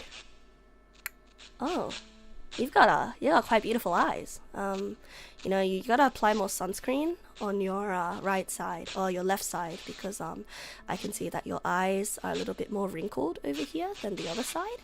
And that means you're probably not putting enough sunscreen. Like when you drive to work, you sit.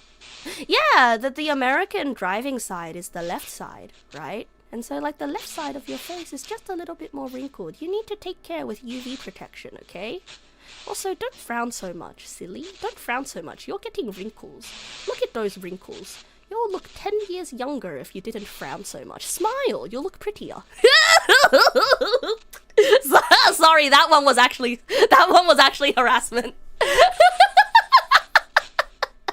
That one was actually harassment. I'm so sorry. I'm so sorry. No!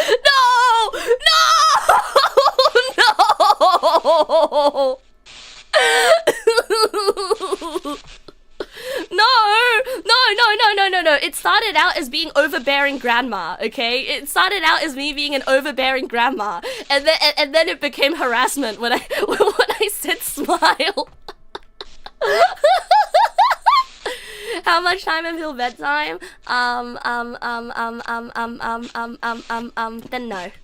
Whenever I feel like it. Ooh! Open up! See, now I'm trying to like just figure out how much I can destroy. Oh my god!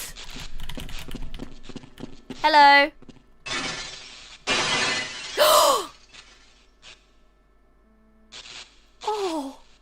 Oh wait, I feel kind of bad now.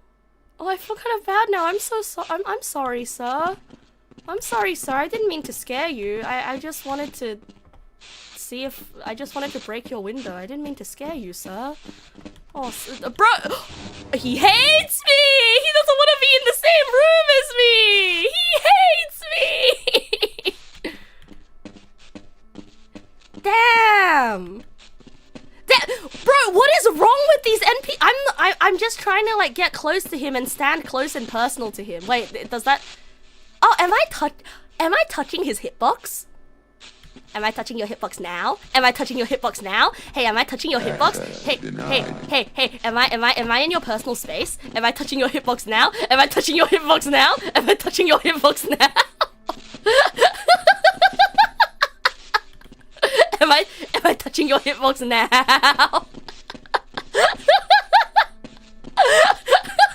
The way that they just walk away.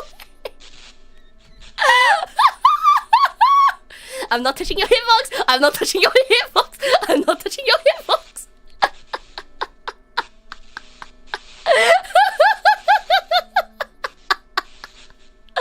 This is so good. Oh, hi. Yes. Oh my god. I gotta say though, this game is like A+ in terms of immersiveness. I was not checking his bulge. I was looking at his shoes. His shoes that look like a trilobite from the ancient sea. What are those? You got burnt croissant looking ass shoes, old man.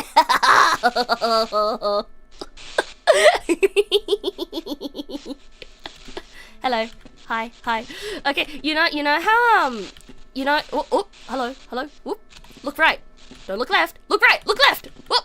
Break right. You gotta break right. Fake left. So remember how I said that I was... Sorry, I just got like the intrusive thought of like whacking this guy. Sorry. Won't do it again. I will whack your research though. Oh, I can push the chairs! Everything's pushable, even the NPCs. Can I drag the table? No. Dunk. Yeah, I know that there'll be consequences. Gotta check out Deus Ex one day if I haven't. Does it also have these aesthetics? Because these aesthetics feel like home.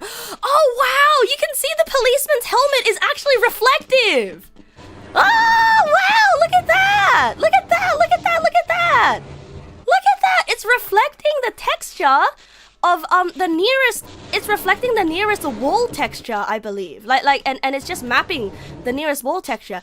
And oh wow. That's neat. Wait. I have an experiment, but like I have to get you out of this corner first.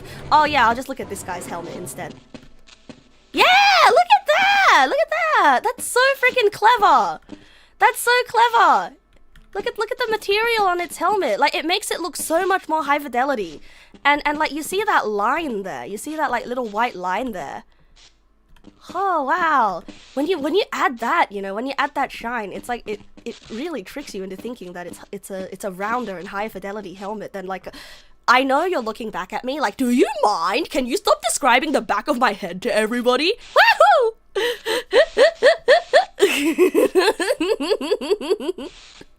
He really is looking behind like, do you fucking mind?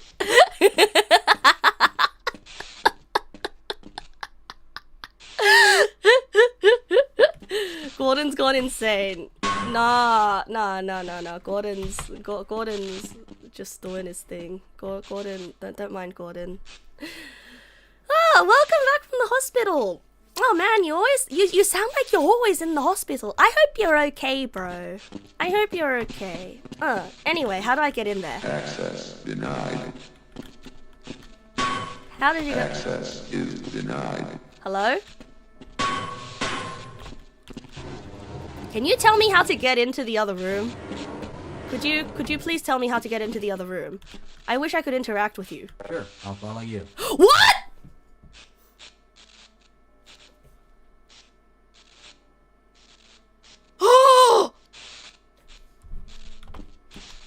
I can interact with the... Hello? Yeah. You've been wounded. Let's try this. Ow! Thanks.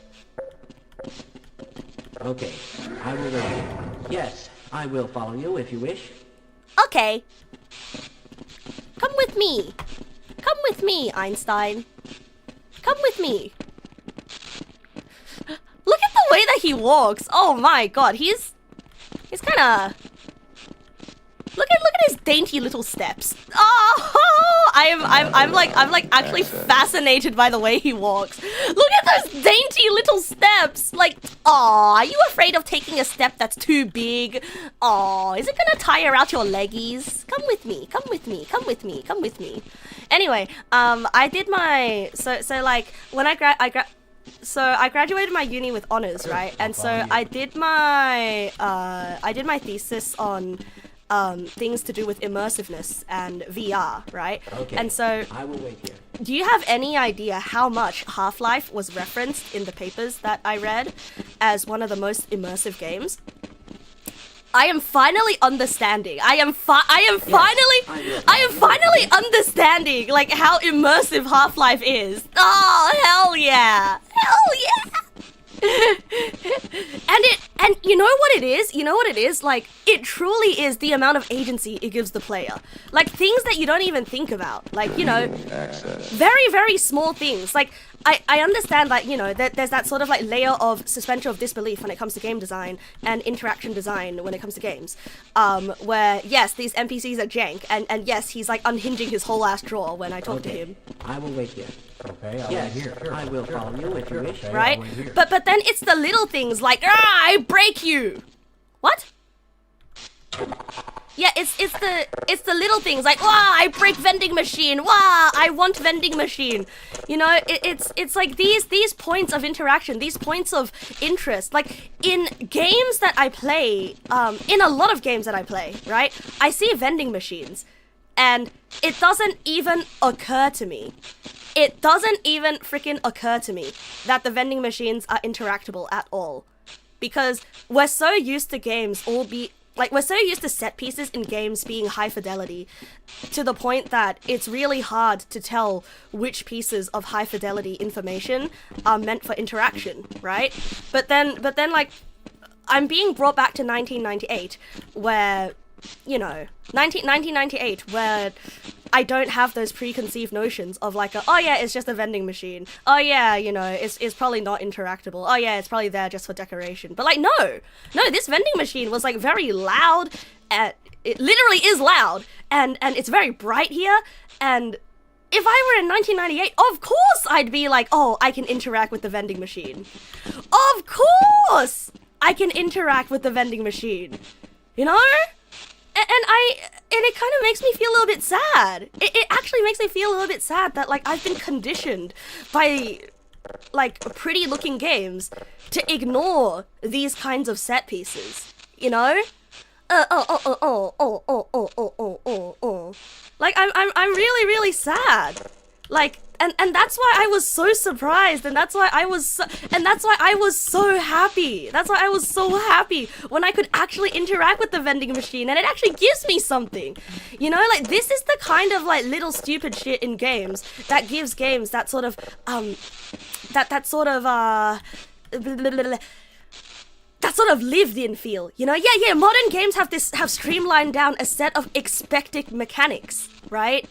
It's not that we need more low poly games, but it's just that I think there's a lot of expected mechanics, and the shorthand language of game design, I feel, has become too homogenized. And in one way, it is good, because, you know, the language of gaming, we all implicitly understand WASD, right? Implicitly, it's, oh yeah, we understand WASD, we understand spacebar to jump, we understand mouse to look around and all that. And unfortunately, right, like, we also, in my, like, pre-programmed schema of games, I kind of understand vending machines are just there for decoration, not to be interacted with.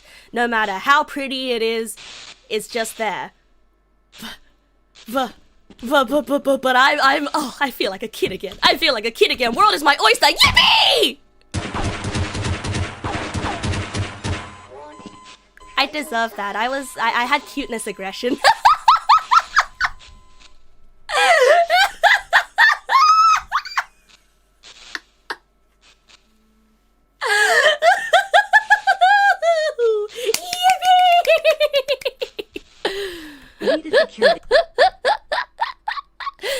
You're gonna tell me right now I'm not starting the campaign tonight. The intro is way too long by itself, and if I'm gonna stop the way too many times during it, there's no way I'll actually get to shoot any real enemies this stream. Be aware of this and do not try to start the campaign. Just accept that I'll need to start next time.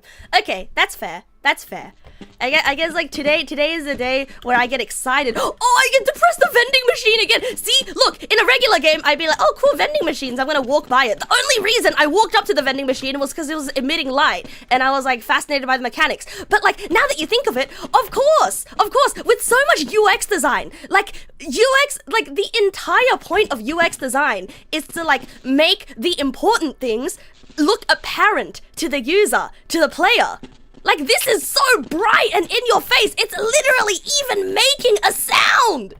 Like, how could you not ignore it? You know? How could you not ignore it?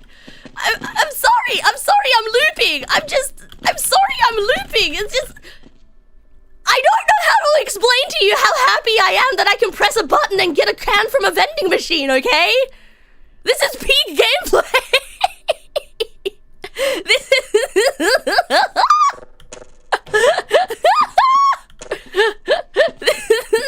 It's magical. No. I'm just. You guys don't understand.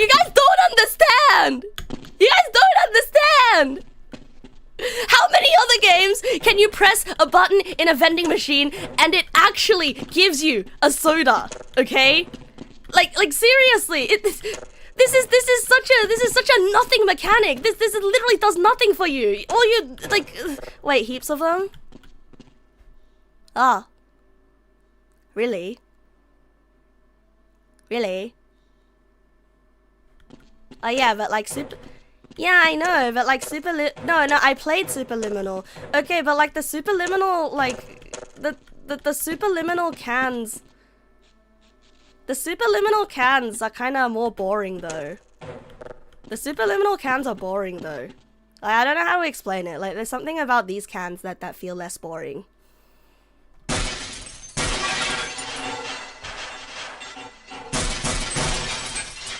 You can even change their size. I don't know.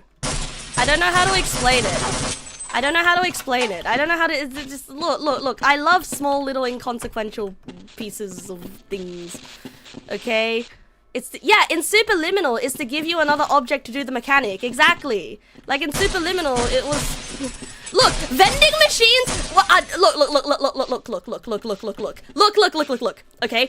It's not about the fact that it's a vending machine. It's about what the vending machine represents. Okay? It's about what the vending machine represents. Because, it'll be like, imagine you're playing Genshin Impact, and you come across a tree, and you're like, ooh, tree. And instead of just being a tree, it gives you the option to pick off each singular leaf until the tree is bald. You know? It's like unexpected. But like, the level of verisimilitude, the level of, oh, yippee! You know? Yeah! Yeah, it's more interesting because this is complex and doesn't serve any gameplay purpose.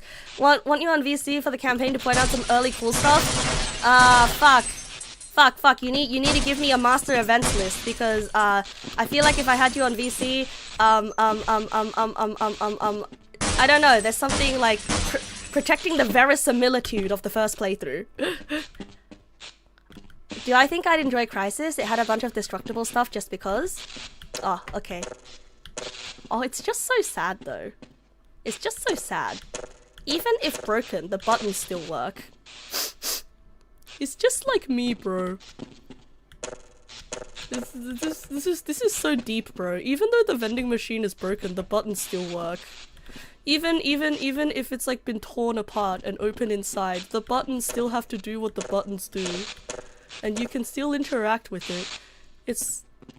The light's still on, but is it truly alive? It's just so sad. Anyway, where's the old man? Yeah, you look terrible. Hold still. Hi! He's running over to stab me! Whoa! Whoa, whoa, whoa, whoa, whoa, whoa! Buddy, buddy, buddy, you're in my hitbox! You're in my hitbox! You're in my hitbox! Allow me to treat that injury. I wonder what happens if I run away before he stabs me. Let me take care of that wound for you. Oh, he doesn't even bother. He doesn't even Don't bother. worry. I am a doctor. He doesn't even bother. He doesn't chase after you to stab you. He just like stops.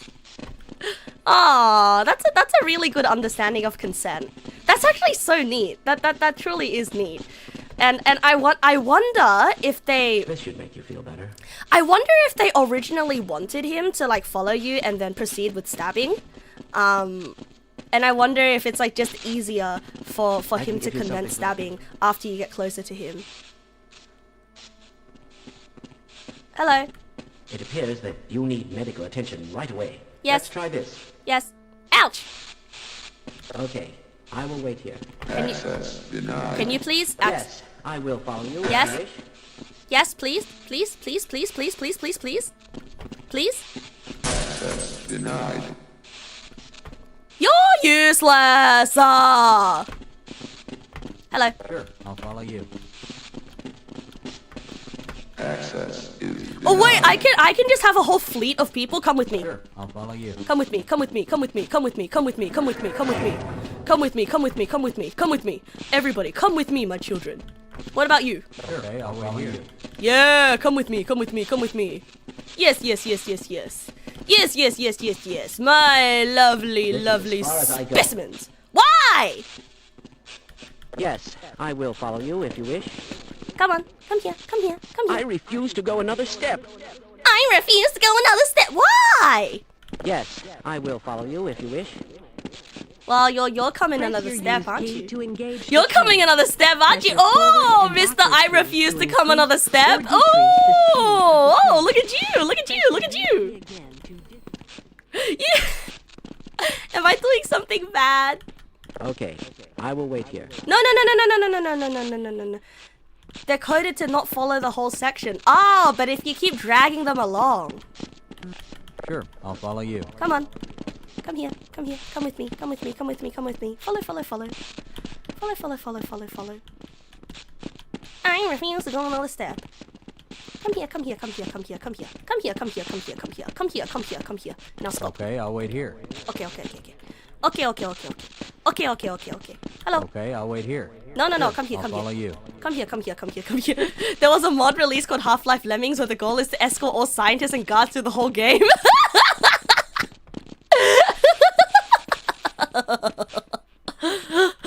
Oh my god! Damn. Damn, you know, game recognized game. Come with me, come with me, come with me. Yes, I will follow you if you wish. Yeah, come. Oof, ouch, oof, ouch, oof, ouch, oof, ouch, oof, ouch, I'm oof, going to ouch. stay here and wait for my colleagues. Your colleague's already here. Oof, ouch, oof, ouch. Hello. press your use key to engage the train. Press your forward Later, and backward losers. keys to increase or decrease the speed of the train. Later, losers. Press your use key again to disengage from the train. I'm out of here. Yee-hoo! Congratulations on completing the Black Mesa Hazard course. You are now fully certified for use of the HEV Mark IV protective system. We did it, bros! We finished the game! Hooray!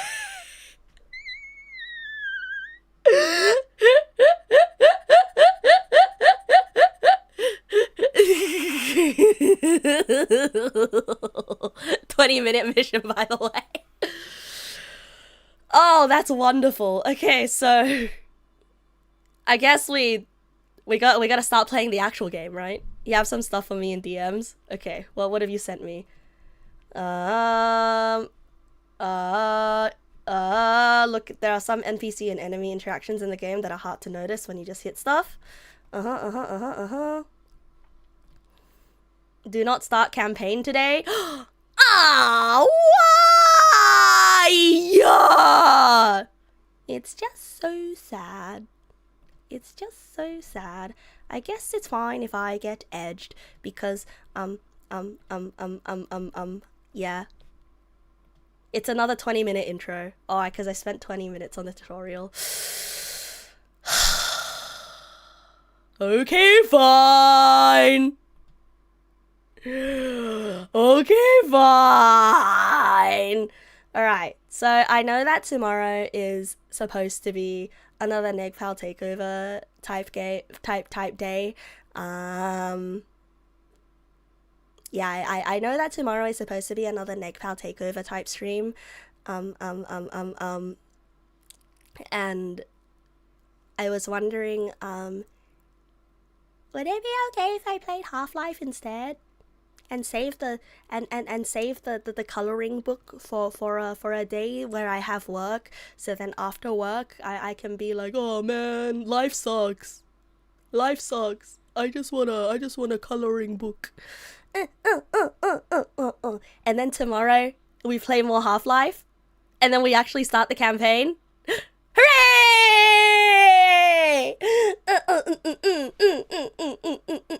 Okay, tomorrow, I promise you, I promise, I won't yap as much as I did today. Okay, I promise I won't yap as much as I did today, and I will get straight to the Half-Life tomorrow, because I am so fascinated by this game. I am so, woohoo! I promise. I pumice even. I want to go to sleep immediately so I can get closer to tomorrow, so I can play the game. Whoa,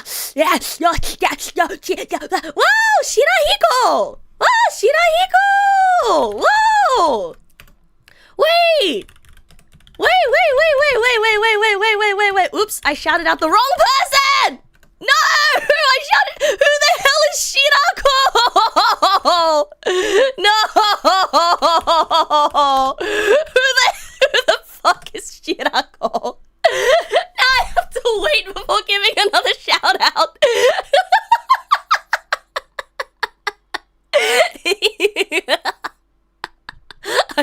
Wait, Shirako is her real name?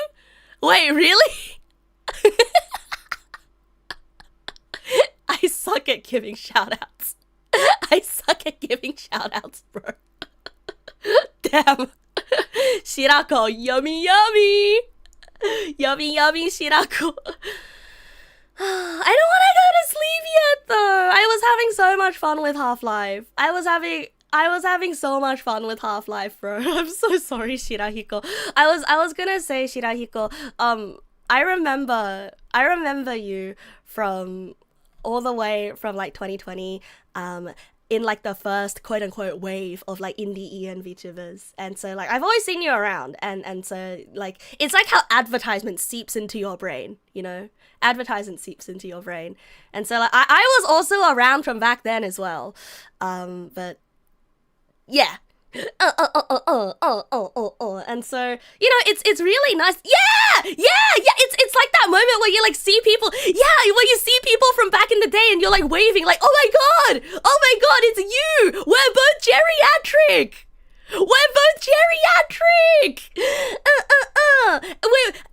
Back in the day with the King covers, oh man, you know, back in the day when all VTubers like did King covers.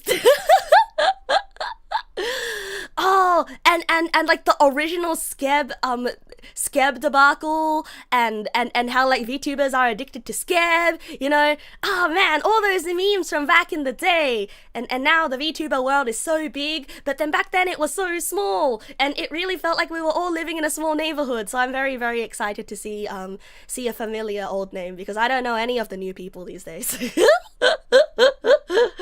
You know? I used to want to go full time, and now I have a job. I'm a full-time job, and now I just stream at night. But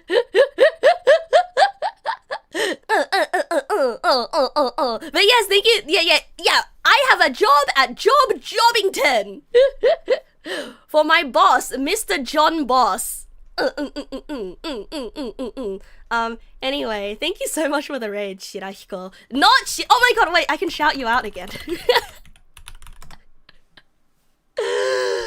Oh, thank fucking god. Thank fucking god I shouted out the right person this time. Let's go.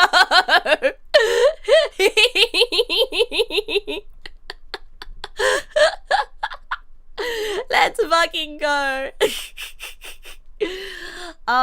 Unfortunately, Raiders, I am about to end stream, unfortunately, because it took me 2.5 hours to get through the tutorial of Half-Life because I was just so enamored with every tiny little detail, and I was also, my soul left my body halfway through it and I was trying to fix it. But then other than that, you know, I was so enamored with so many little details and I was just like yapping up a storm about it, and it was wonderful. It was wonderful. And my community has told me that I should probably not start the campaign until tomorrow, because I'm probably gonna end up yapping lots about it. Yeah, too busy licking walls and harassing NPCs. Like, it's always such a treat to play these old games that are like cultural landmarks, you know? Like, this truly is a cultural landmark. Like, this is an industry defining game, and it's wonderful to play it, you know, now for the first time and see, wow, this is why it's so industry defining.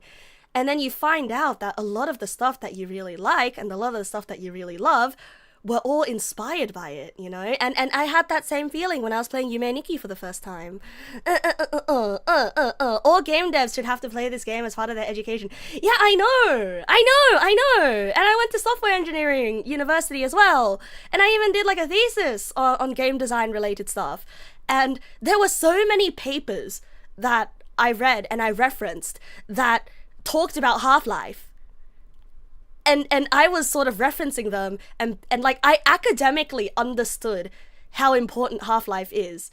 But there's a difference between academically understanding it and enjoying it for the first time. And I think it's different, right? It's different. Like, I am a little bit sad that I didn't get to play it at the same time everyone else did when I was a kid. But also, you know, now in my 2026 context, and also knowing what I know, like, it's a completely different experience as well. And so I think everyone's first time with something as great as this, you know, is bound to be unique. Yeah.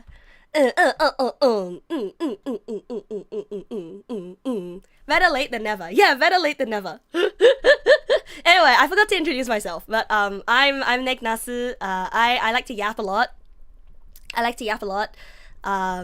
As you know. And I have a job at Jobbington because I have a job and I'm an adult and I don't want to be an adult. And also I live at home, and I have a cat and I think I might be allergic to my cat. I have job tomorrow. No job tomorrow. Oh yeah, you probably guessed that, like, I'm very autistic. Okay, I don't think I'm very autistic. I think I've like if I had a stat block, my ADHD stat is higher than the autism stat. It's just that they sort of like feed into each other like this, like a terrible cycle that I cannot escape from. How long did I talk about the vending machine? Being enamored by the vending machine is not an autistic thing. It's called appreciating the little things in life, okay? It's called appreciating the little things in life. I get very sentimental about stupid things that people usually don't get sentimental about.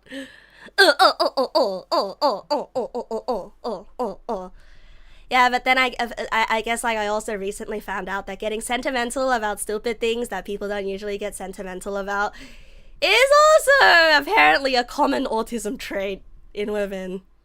Woman.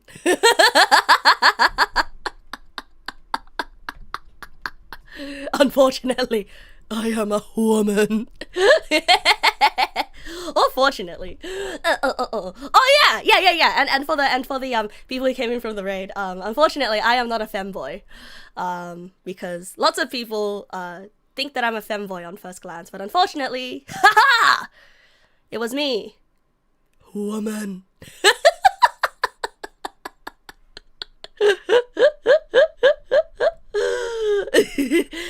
femboy, but boy fem. Wait, that's so true! Wait, that's so true! Wait, that's so true! Boy fem is actually such a good way to put it. Because like, listen. It's like, there's a difference between being tomboy and being like, boy, girl, boy, girl. I feel like there's a difference though, you know, because tomboy is like a broad genre. Tomboy is like a broad category. You can have tomboys that are like tomboy in the way that because they do sports or like because they're active, right? Or because they're like aesthetically some way. Yeah. There are many ways to be a tomboy, but then I feel like the specific genre of tomboy that I am is the 13-year-old boy, you know, like have you seen the subreddit r/little boy or lesbian?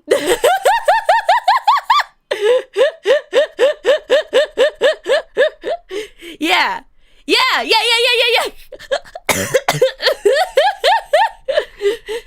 there's a subreddit where like you put like they post pictures of yeah. It's a subreddit where it's like it was like they post pictures of like either a teenage boy or like a little boy or a lesbian, and it's kind of like haha, little boy or lesbian. Usually it's a lesbian, you know. But yeah, anyway, I you can't call me a lesbian though, because like I'm technically not, like, and that would be slanderous to people who are actually lesbians. So I mean, I do like girls. Girls are good. I like everyone? Question mark? I'm not sure.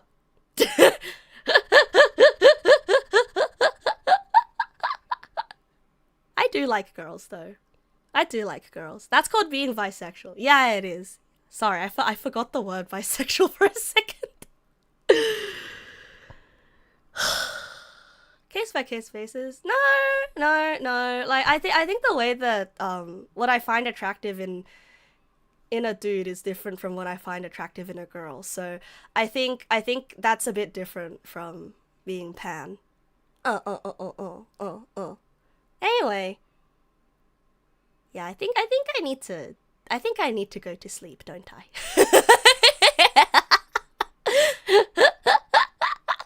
Jingle keys. Yes! Anyway, I hope stream was fun. How was the Half-Life? Oh, it was amazing. It was amazing. My adrenaline levels are very, very high. So I need to like do an activity to knock me the fuck out to go to sleep. DMs for after you continued what you said in there before. If you had you would not stop me from playing if you had the slightest belief I was going to be able to shoot or even hit any real enemy for tonight. It's for my own good, and it's for your good at the viewers too. It's an amazing intro, and it contains a lot of non-gameplay that's only fun for so many playthroughs. Oh, for after! Oh, whoops! Sorry, I wasn't supposed to read that out loud!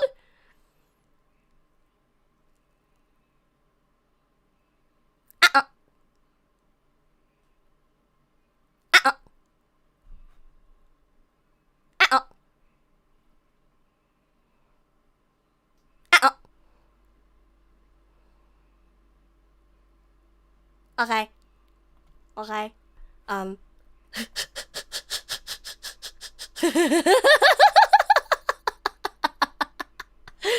If I don't want me to read something, you shouldn't ping me to say the thing.